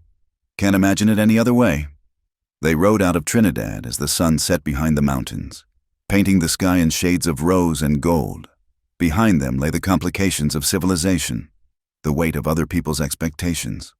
Ahead stretched the vast frontier, challenging and beautiful and full of promise. The trail had taken everything they thought they were and transformed it into something stronger, truer. Now it offered them a future limited only by their courage to pursue it. as the stars emerged one by one in the darkening sky. Elijah reached over and took Josephine's hand. She squeezed back, and they rode on in comfortable silence. Two souls who'd found each other against all odds. The world was wide, and they had time to explore it all. The arrest of Samuel Morrison sent shockwaves through Colorado territory. Within hours of Blackwood presenting the evidence to federal marshals, Morrison's empire began to crumble, but powerful men rarely fell without fighting back. Elijah woke in their hotel room to the sound of splintering wood. Years of combat had honed his instincts. He rolled from the bed, pulling Josephine with him, just as bullets tore through the space where they'd been lying. "Stay down!" He grabbed his revolver from the nightstand, returning fire through the shattered door. Two men burst in, guns blazing.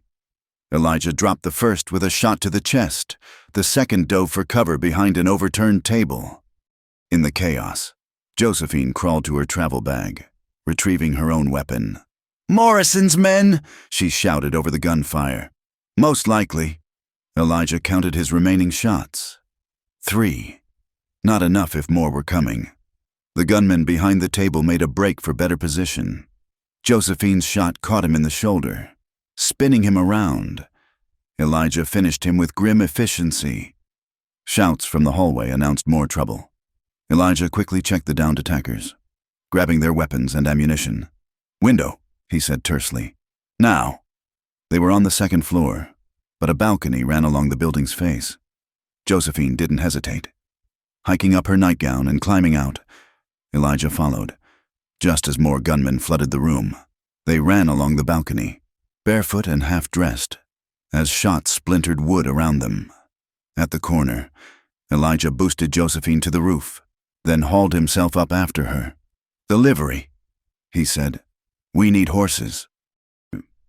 They scrambled across connected rooftops, using the pre-dawn darkness as cover. Behind them, Morrison's men shouted coordinates, trying to cut off their escape. The town was waking to the sound of gunfire, but Elijah knew better than to expect help. Morrison owned too many people here. They dropped into an alley behind the general store, Elijah going first to break Josephine's fall. His shoulder protested, an old wound complaining, but he ignored it.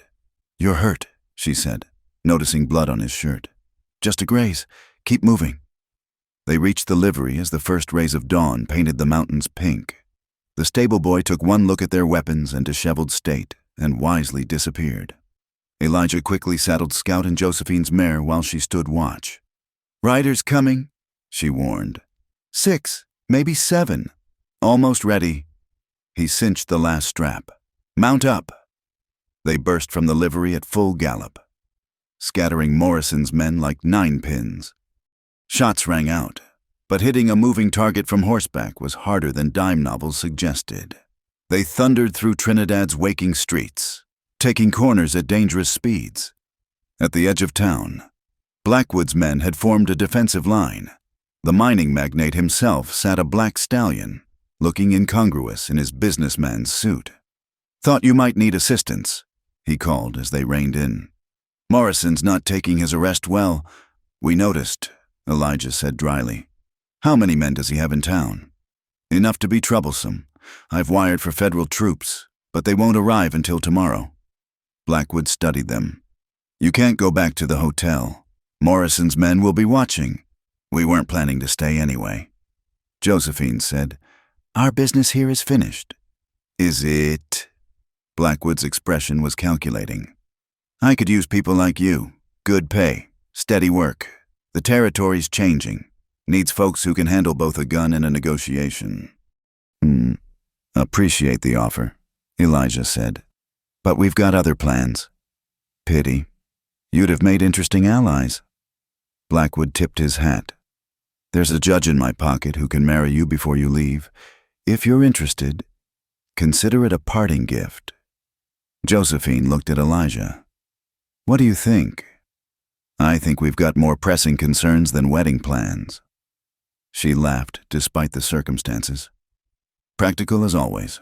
I'll take that as a maybe." Blackwood gestured to his men. "Escort them to the territorial border. Make sure Morrison's dogs don't follow." They rode out with a dozen armed guards, leaving Trinidad and its complications behind. The sun climbed higher, burning off the morning chill, despite the violent awakening. Elijah felt oddly at peace. The last ties to their old lives had been severed. They were truly free now. "You saved my life back there," Josephine said once they were clear of town. "Again, you saved mine right back. That's what partners do." "Partners," she smiled. "I like the sound of that." They rode in comfortable silence for a while. Their escort spread out in a protective formation. The mountains gave way to high desert, painted in shades of red and gold. It was harsh country, but beautiful in its severity. At midday, they stopped to water the horses at a spring. Blackwood's men kept watch while Elijah and Josephine sat in the shade of a cottonwood.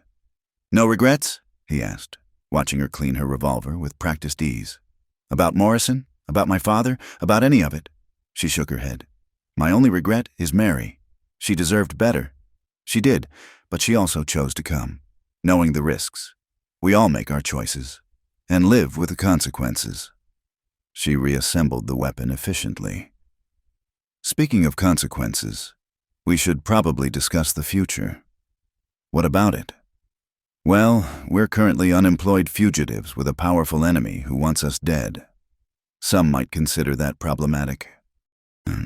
Elijah laughed. "When you put it that way, it does sound challenging." "I'm serious. Morrison has reached beyond Colorado. He'll send men after us. Let him. We've dealt with his type before. That was when we had Blackwood's resources. Now it's just us. Just us is enough." He took her hand. "But if you're having second thoughts, never." Her grip was firm. "I just want to be realistic about what we're facing." "Then realistically, we need to disappear for a while. New names, new place. Let the dust settle. Morrison's got bigger problems than us right now, but he'll want revenge eventually." "Where do we go?" "West, like we planned. California's big enough to lose ourselves in. Gold fields are still producing. Ranching's growing. Plenty of opportunities for folks willing to work. From Boston society to California ranch hand." She smiled wryly. "Mother would be mortified. Your mother's not here." "No, she's not." The smile faded. "She died when I was 12. Consumption. Father changed after that, became harder, more focused on control. I think he was afraid of losing me too. Fear makes people do foolish things, like trying to control everything and everyone around them." She leaned against his shoulder. "I won't live that way. Whatever comes, we face it as equals." Agreed. By late afternoon, they'd reached the territorial border. Blackwood's men prepared to turn back, their duty done. The leader, a grizzled veteran named Haskins, pulled Elijah aside. "Word of advice, stay off the main trails for a few weeks. Morrison's reach is long, but even he can't watch every path through the mountains. Appreciate the warning. Also this." Haskins handed over a leather pouch. "Mister, Blackwood said you'd earned a bonus. Enough to start fresh, wherever you end up." Elijah hefted the pouch, feeling the weight of gold coins. "Tell Blackwood we're grateful. Tell him yourself, if you ever come back this way." Haskins grinned. "Though I'd wait a few years. Memories are long in these parts." The escort departed, leaving Elijah and Josephine alone on the trail for the first time since their flight from Trinidad. The sun was westering, painting long shadows across the desert floor. "We should find shelter for the night," Elijah said.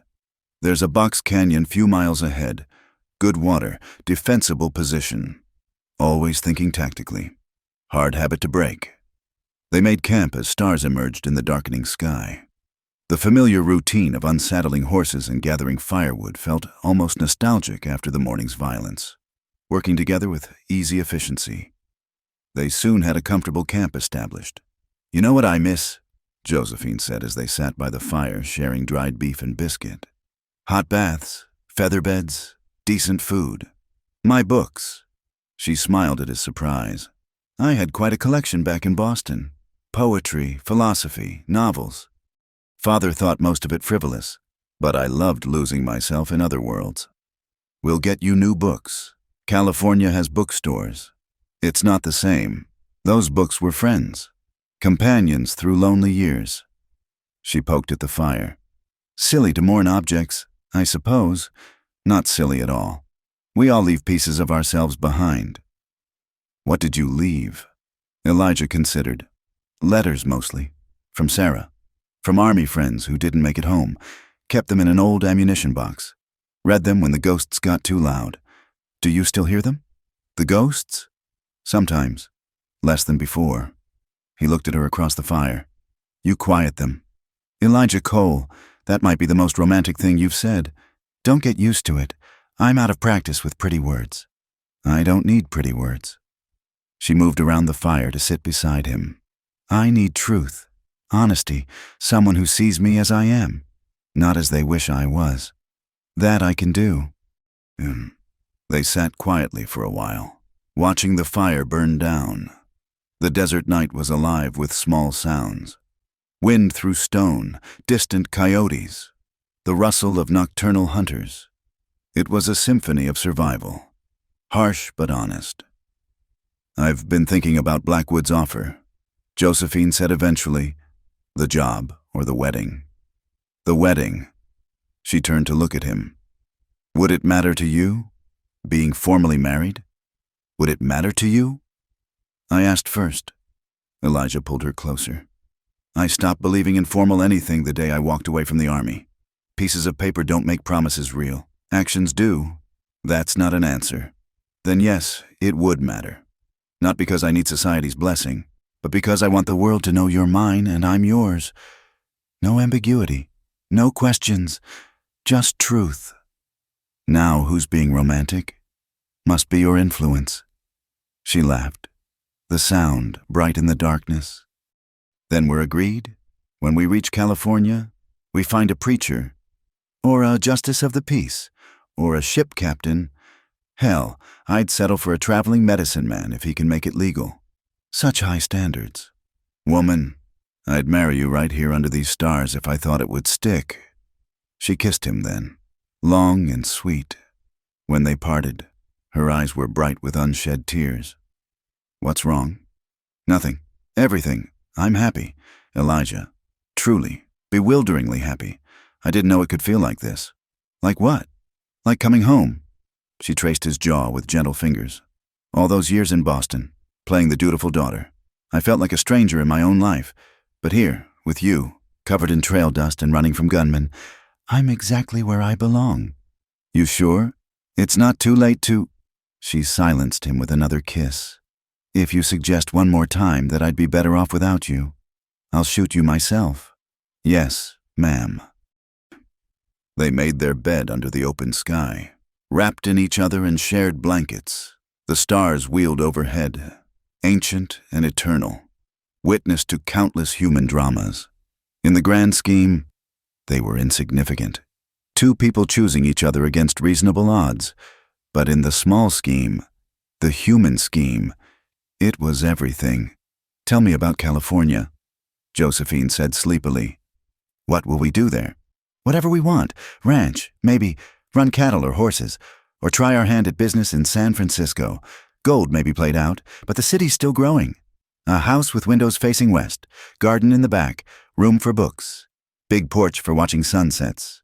Children eventually. If we're lucky. Elijah? Thank you for following me into this love I couldn't escape. He tightened his arms around her. Other way around. You followed me. Maybe we followed each other. Maybe we did. She fell asleep soon after, her breathing deep and even. But Elijah stayed awake longer, keeping watch out of habit and inclination. Somewhere in the darkness, dangers still lurked. Morrison's men, Apache war parties, the 1,000 natural threats of the frontier. But for now, in this moment, they were safe, together, free. The future stretched ahead like an unmapped trail, full of promise and peril in equal measure. They'd face it as they'd faced everything else, together, honest, unafraid, partners in truth. It was more than most people got, and everything they needed. As the fire died to embers and the desert cold crept in, Elijah finally allowed himself to drift towards sleep. Tomorrow would bring new challenges, new choices, new chances to prove their commitment. But tonight, under the vast western sky, they were exactly where they belonged. The trail had ended. The journey was just beginning. The New Mexico territory stretched before them like a painted canvas, all reds and ochres beneath an endless blue dome.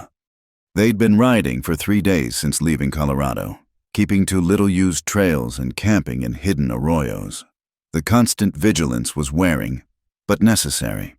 Twice they'd spotted dust clouds that might have been pursuit. On the 4th morning, Elijah woke to find Josephine already up, standing at the edge of their camp with her rifle, scanning the horizon. "Trouble?" he asked, reaching for his own weapon. "Maybe riders to the east, moving parallel to us since dawn." He joined her, studying the distant figures. 4 men, too far to identify but moving with purpose. Could be anyone. Traders, settlers, bandits. Or Morrison's men. He agreed. "We'll alter course. Head into the mountains. Harder trailing, but better cover." They broke camp quickly, a routine now practiced to efficiency. As they rode into increasingly rough country, Elijah noticed Josephine's pallor, the way she gripped her saddle horn. "You all right?" "Fine, just tired." But as she said it, she swayed slightly. He reached out to steady her. "When's the last time you ate a full meal?" "Yesterday. No, day before." She managed a weak smile. "Haven't had much appetite. We're stopping." "Elijah, those riders—" "Can wait. You're no good to anyone if you collapse." He found a defensible spot near a clear stream, with good sight lines and overhead cover from ancient cottonwoods. While Josephine rested in the shade, he set snares for rabbits and gathered edible plants Sarah had taught him to recognize years ago. "You're hovering," Josephine said as he brought her water. "I'm concerned. You've been pushing too hard." "We both have." She accepted the water gratefully. "I just need rest, and maybe something besides hardtack and jerky. Working on it." By evening, he'd managed a decent meal, rabbit stew with wild onions and herbs, even some berries he'd found growing near the stream. Josephine ate slowly but steadily, color returning to her cheeks. "You'd make someone a good wife," she teased as he cleaned the cookware. "Already taken, I'm afraid." "Not officially. Details." He sat beside her as darkness fell. "Feeling better?" "Much. Thank you for insisting we stop. Partners, remember, your well-being is my concern." She leaned against him. "I've been thinking about what that Apache warrior said, about the land claiming me." "What about it?" "He was right. I can feel it sometimes, like the desert is getting into my bones. The silence, the space, the honesty of it all." She paused. "Does that sound foolish?" "Not to me. Land does that to some people. Gets in your blood until you can't imagine being anywhere else." "Is that how you feel?" "Have for years. The war ended, and I tried going back east. Lasted 3 months before I was half crazy from walls and crowds and people living on top of each other. Out here, a man can breathe. A woman, too," she added softly. "A woman, too." They sat in companionable silence, listening to the night sounds. Then Josephine stiffened. "The fire. Should we—" "Already banked it. Just coals now. No smoke to speak of." He'd been taking precautions automatically. "But you're right to think of it. You're learning. I had a good teacher." The next morning brought a decision point. The riders were still there, hanging back but definitely following. The mountains offered escape but would slow them down. The open desert meant speed, but exposure. "Your call," Elijah said, though he had his own opinion. Josephine studied their options with narrowed eyes. "Desert. If they're going to catch us, I'd rather see them coming." "My thought exactly." They rode hard across the flats, their shadows shortened to nothing beneath the noon sun. The followers matched their pace but didn't close the distance. It was almost worse than an attack. The constant pressure, the waiting. That evening, they sheltered in a cluster of wind-carved rocks. Elijah was checking their back trail when he heard Josephine cry out. He ran back to find her facing a Mexican trader, his hands raised peacefully. "No harm, Senora," the man said quickly. "I am Pedro Vasquez, a merchant. I saw your fire and hope to share your camp." Elijah kept his gun ready but didn't point it directly at the man. "You alone? Sai traveling to Santa Fe with medicines and cloth." He gestured to a heavily laden mule. "The roads, they are dangerous for a single traveler. They're dangerous for everyone." Josephine said, "You've seen no one else?" "Only the 4 men who follow you. They stopped at my camp yesterday, asking questions." Pedro's weathered face creased with concern. "They seek a man and woman, offering much gold for information." "And what did you tell them?" "That I had seen no one. I do not like their eyes. You understand? Cold, like snakes." Elijah exchanged glances with Josephine. "We can share the camp, but we keep watches." "Of course. And perhaps a trade? I have newspapers from Santa Fe, only a week old. News of the world, for those who hunger for it." Josephine's eyes lit up. "Newspapers?" "Sit, and a book or two. My wife, she insists I carry them. Says it civilizes the wilderness."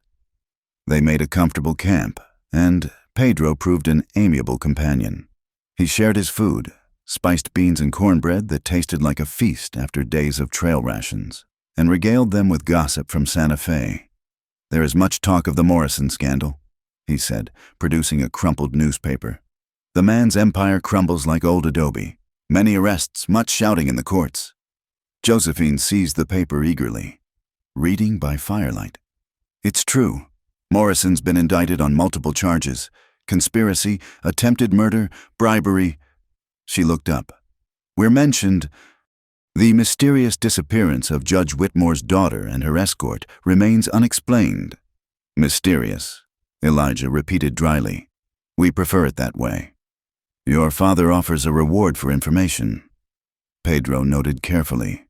$5,000 for our safe return. The notice does not specify. Josephine's face hardened. "Of course it doesn't." She returned to the paper, but Elijah saw the hurt she tried to hide later, as Pedro snored peacefully and Elijah kept watch. Josephine joined him at the edge of camp. "Can't sleep? Too much thinking." She settled beside him. "Is it wrong to wish he cared? Even a little?" "He cares, just can't separate it from his need to control. You're defending him, understanding him. There's a difference." Elijah scanned the darkness automatically. "Man loses his wife, raises a daughter alone. Fear of losing her too gets twisted up with love until he can't tell them apart." "When did you become so wise about fathers and daughters?" "When I fell in love with one." She leaned into him. "I want to hate him. It would be easier." "Hate's never easier. Trust someone who carried it for years. It's like drinking poison and expecting the other person to die." "Then what do I do with all this anger?" "Let it go. Not for him, for you, for us. Can't build a future on a foundation of rage." She was quiet for a long time. "You're right, as usual. I have my moments, more than moments." She kissed his cheek. "I'll take the next watch. You need rest too." He started to protest, then saw the determination in her eyes. 2 hours, then wake me. 3. Josephine. 3. Or I let you sleep till dawn. You're a hard woman to argue with. Learning from the best." He left her to her watch, trusting her vigilance. It was a small thing, but significant. The complete faith that she could protect them as well as he could. Morning brought a proposal from Pedro. "I could travel with you to Santa Fe. There is safety in numbers." "No." Elijah looked at Josephine, who nodded slightly. "We'd welcome the company." They set out together, the trader's cheerful chatter a pleasant change from days of tense silence. But the followers were still there, hanging back like patient wolves. "Tonight, we solved this," Josephine said quietly. "What do you have in mind?" Pedro mentioned a box canyon ahead, Canon de los Muertos. One way in, one way out. "Canyon of the Dead, charming name. If they follow us in, we confront them. If they don't, We know they're just paralleling our route, not actively hunting. And if they do follow," her smile was sharp, "then we end this." Elijah considered the plan. Risky, but better than days more of cat and mouse. "All right, but we do it smart. Scout the canyon first, set up positions." They reached the canyon at sunset. Pedro, no fool, chose to camp at the mouth. "I will keep good watch," he promised. "And if you do not return, I will tell your story in Santa Fe." "Comforting," Elijah said dryly. The canyon was a slash in the earth, narrow and winding. They found good positions among the rocks, with clear fields of fire and cover. Then they built a visible fire and waited. 2 hours after full dark, they came. 4 men, moving carefully but confidently. They'd left their horses at the canyon mouth, approaching on foot. Smart, but not smart enough. "That's far enough," Elijah called out. The men froze, hands moving toward weapons. "I wouldn't," Josephine added from her position. "We have you covered." "Easy now," the lead man said. "No need for violence. We're just looking for some folks, man and woman, traveling together." "And if you found them?" "Bring them back to Colorado? There's people want to talk to them." "Morrison's people?" The man hesitated. "Does it matter? Money's money." "It matters," Elijah said. "Because Morrison's finished. No more paydays from that source." "You're lying. Check the newspapers in Santa Fe. Hell, check with any marshal. Morrison's in federal custody. His assets frozen. You're chasing ghosts for promises that won't be kept." The men muttered among themselves. Finally, the leader spoke again. "Maybe so, but Judge Whitmore's money is still good." "The judge wants us dead?" Josephine called out, unable to hide the pain in her voice. "Dead or alive makes no difference to the bounty." Something cold settled in Elijah's chest. "You boys made a long ride for nothing. Turn around. Go home. Tell whoever's paying you that the trail went cold. Can't do that. Got a reputation to maintain." "So do we." Elijah's voice hardened. "The kind that comes from leaving dead men in canyons. Your choice." The standoff stretched taut. 4 men in the open against 2 in good cover. The math wasn't complicated. Finally, the leader raised his hands. "All right, trail went cold. We'll be going." They backed away slowly, not turning until they reached the canyon mouth. Elijah and Josephine held position until they heard horses leaving, then carefully made their way back to Pedro's camp. "It is done?" the trader asked. "For now." Elijah kept watching the darkness. "But there'll be others. Then perhaps you need new names, new faces." Pedro smiled. "I know people in Santa Fe. Papers can be arranged. History's created. You would not be the first to find new lives in the territory." Josephine looked at Elijah. "What do you think?" "I think Pedro's a wise man." 3 days later, they rode into Santa Fe as Thomas and Margaret Harper, a couple from Kansas seeking opportunities in the territories. Pedro's contacts proved efficient. Within a week, they had documentation supporting their new identities. "It feels strange," Josephine said, examining her new papers. "Like we're erasing ourselves." Not erasing, starting fresh." Elijah, now Thomas, took her hand. Josephine Whitmore was a Boston society girl forced into an unwanted marriage. Margaret Harper is a free woman who chose her own path. And Elijah Cole was a man haunted by war and loss. Thomas Harper has a wife he loves and a future to build. She smiled. "When you put it that way, it sounds like a fair trade." They were married by a circuit judge on a crisp autumn morning, with Pedro and his wife as witnesses. It wasn't the society wedding Josephine had been raised to expect. No white dress, no orchestra, no hundreds of guests. Just simple vows exchanged in a small chapel, followed by a modest celebration at Pedro's home. "Any regrets?" Elijah asked as they danced to guitar music in the courtyard. "Only one," she said. "I wish Mary could have been here. She would have been happy for us." "She would have. And maybe Father will forgive me someday." "Maybe, but that's his journey to make." She nodded, then smiled. "No more sadness today. We're married, we're free, And we're together. That's worth celebrating. They left Santa Fe 2 days later, heading west toward California with a wagon train of other hopeful settlers. Just another couple seeking their fortune in the Golden State. Unremarkable except to each other. As they made camp that first night on the trail, Josephine, Margaret now, looked back toward the mountains hiding Colorado. "No second thoughts?" Elijah asked. "None." She turned to him with clear eyes. "That life is done. This one is just beginning." He pulled her close as the stars emerged overhead. Somewhere behind them, their old names and lives faded like smoke. Ahead lay California and all its promises. They'd been hired for an escort job that became a flight that became a love story that became a new life. The trail had taken everything they were and transformed it into everything they could be. Now, as Mr. and Mrs. Thomas Harper, they would write the next chapter themselves. 5 years later. Northern California. The morning sun painted golden streaks across the valley as Margaret Harper stood on the porch of their ranch house, one hand resting on her swollen belly.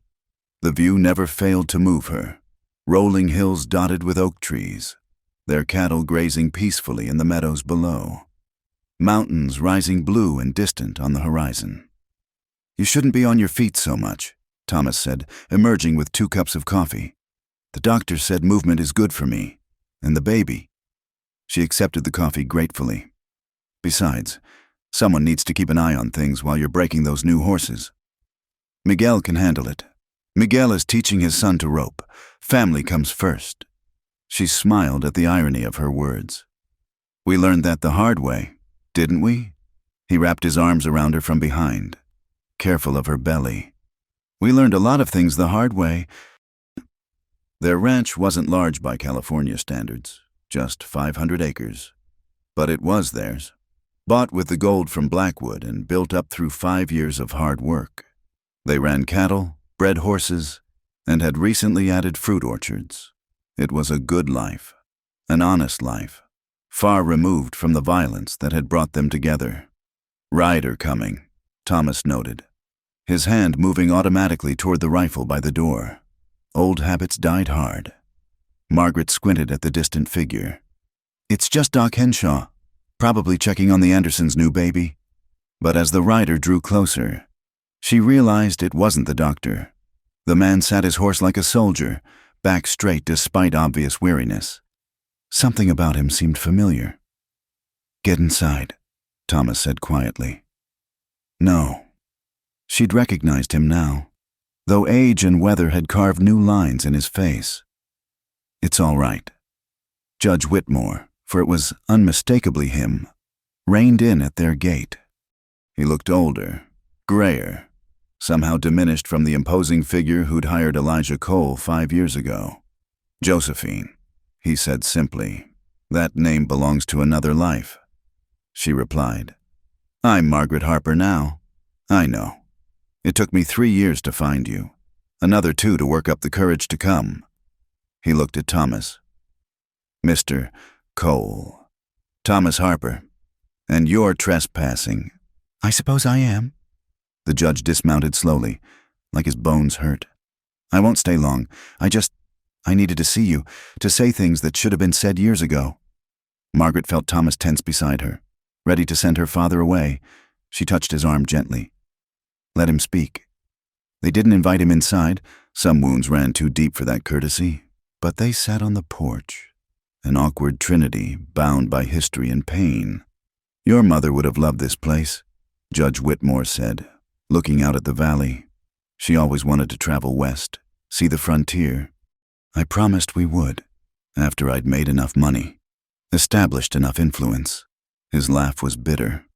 "Always one more deal, one more alliance." Then she died, and all those promises turned to ash. "Father, please let me finish. I've rehearsed this speech 1,000 times. He removed his hat, turning it in his hands. "I told myself I was protecting you, controlling you, building you a safe, prosperous future. But somewhere along the way, I stopped seeing you and started seeing only what I needed you to be." Margaret said nothing, but tears tracked down her cheeks. "When news came that you'd disappeared, I was furious. How dare you defy me? How dare you choose your own path? He looked at Thomas. I wanted you dead, Mr. Cole. Hired men to find you, bring you back. Told myself it was justice. We know, Thomas said flatly. We met some of them. Yes, I imagine you did. The judge aged another year in that moment. It took Morrison's arrest, his trial, learning how close I'd come to losing you forever. I started questioning everything. What kind of father puts his daughter's life at risk for political gain? What kind of man values power over love? The kind who's forgotten what matters. Margaret said softly. Yes, exactly that. He reached into his coat, producing a thick envelope. I've spent the last 2 years undoing the damage I caused. Morrison's in prison. His network is broken. The territories are finding their own balance without our manipulation. And this is for you. Margaret took the envelope warily. Inside were legal documents, bank drafts, and a letter in her father's careful script. I've liquidated most of my holdings, he explained. What's there is yours, your inheritance, freed from conditions or obligations. The letter, well, that's private, for when I'm gone. You're not dying, are you? Despite everything, concern colored her voice. Not yet. But I'm old and tired, and very much alone. He stood, settling his hat. I don't expect forgiveness. Hell, I don't deserve it, but I needed you to know that I understand now. What I did, what I lost, what you gained by having the courage I never did. He moved toward his horse, then paused. The child you're carrying, will you tell them about their grandfather? Margaret looked at Thomas, who nodded slightly. We'll tell them the truth, all of it, the good and the bad. That's fair, more than fair. He mounted with difficulty. Be happy, Josephine, both of you. It's what your mother would have wanted, what I should have wanted. He rode away without looking back, a broken man who'd learned wisdom too late. Margaret stood watching until he disappeared over the hill, one hand pressed to her belly where new life stirred. You all right? Thomas asked. I think so. It doesn't fix everything, but it's a start. She nodded, wiping her eyes. I need to sit down. The baby's doing somersaults. He helped her to the rocking chair they'd placed specifically for her comfort. What does the letter say? She broke the seal, reading silently. After a moment, she laughed, a watery sound caught between joy and sorrow. He's leaving everything to our children, says he hopes they inherit their mother's courage and their father's integrity, and... She had to stop, overcome by emotion. And he hopes they never have to choose between love and duty, because he's seen what choosing wrong can cost. Thomas knelt beside her chair, taking her hands. He's trying. 5 years too late. Better late than never. She managed a smile. When did you become the forgiving one? When I realized holding on to anger was like carrying stones. Eventually. You've got to put them down or they'll crush you. That evening, as they sat down to dinner, Miguel Vasquez, Pedro's nephew who'd become their foreman, brought unexpected news. There's talk in town, he said. A new preacher has arrived. They say he performs weddings for anyone, no questions asked. Even Chinese, Mexicans, Indians. Progressive for these parts. Thomas noted, Sit. But here's the interesting part. He says he was a chaplain in the war, traveled all through the territories afterward.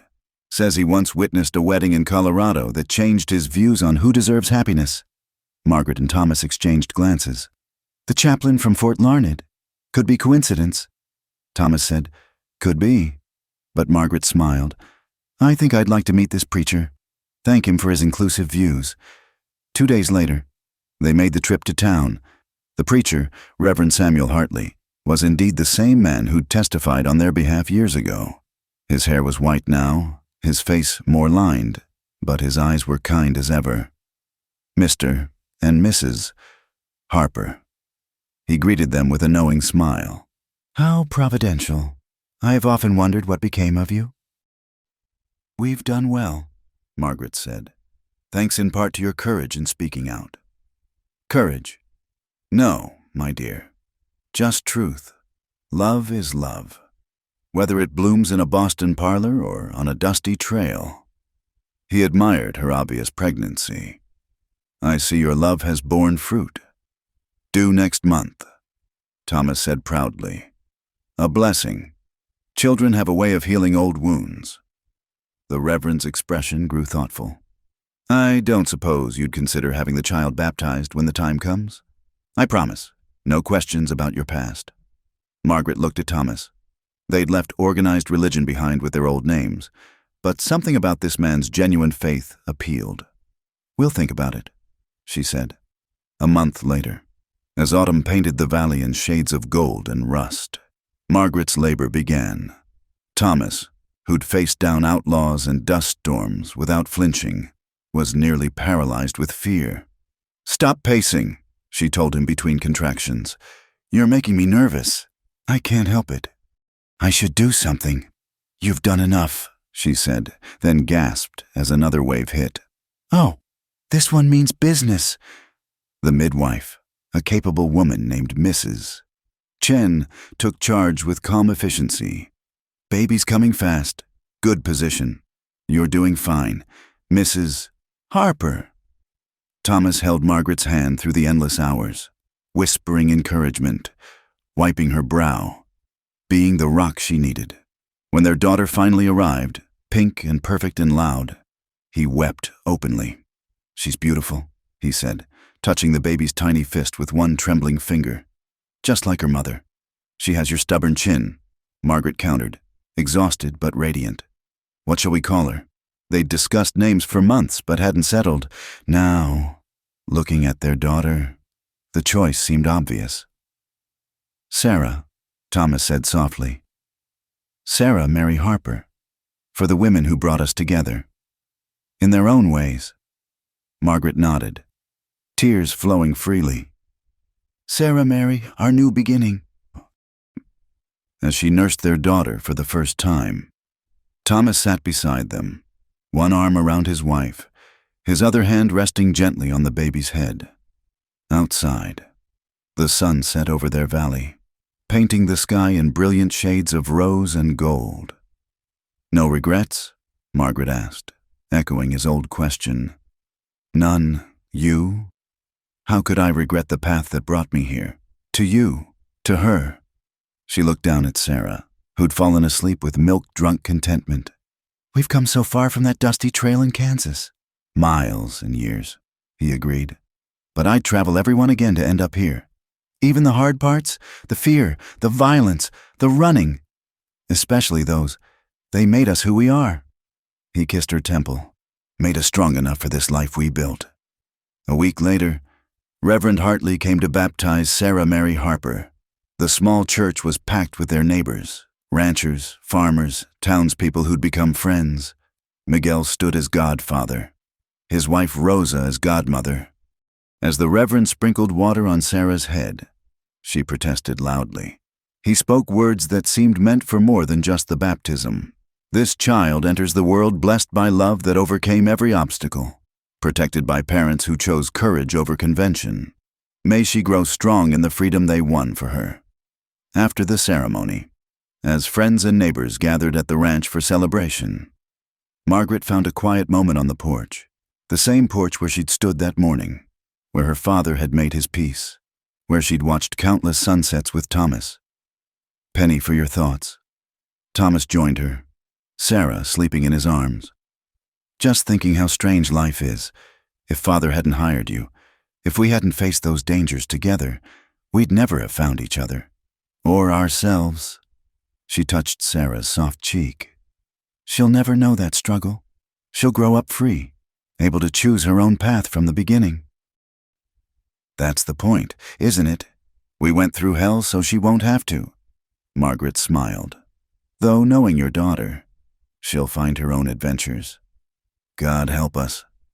They laughed together, comfortable and easy. Inside, their guests celebrated. Outside, their land stretched peaceful under the stars. And in Thomas's arms, their daughter slept safely, dreaming whatever dreams babies dream. The escort job was long finished. The flight from danger had ended. The love story had become a life story, rich with the ordinary miracles of each new day. In the distance, a coyote called to its mate across the valley. The sound no longer meant danger, just the wild heart of the land they'd claimed, as it had claimed them. "Let's go inside," Margaret said. "Our guests are waiting." In a moment, Thomas pulled her close with his free arm, their daughter nestled between them. "Just want to remember this. All of it." So they stood together in the gathering darkness, a family forged by trial and held by love. Proof that sometimes the hardest roads lead to the sweetest destinations. The trail that had begun with a simple job, escort the judge's daughter to her wedding, had led them here, to this moment, to this life they'd chosen and built together. It was, Thomas thought, one hell of a good ride, and it was far from over. Thank you so much for listening to this Wild West love story. I hope you enjoyed following Elijah and Josephine's journey from that dusty trail in Missouri to their happy ending in California. Where are you listening from today? I'd love to know. Please share in the comments below. Don't forget to subscribe to From Wild West channel for more authentic frontier tales, and let me know what you thought of this story. Did you see that ending coming? What was your favorite part? Your comments and support mean the world to me. Until next time, partners.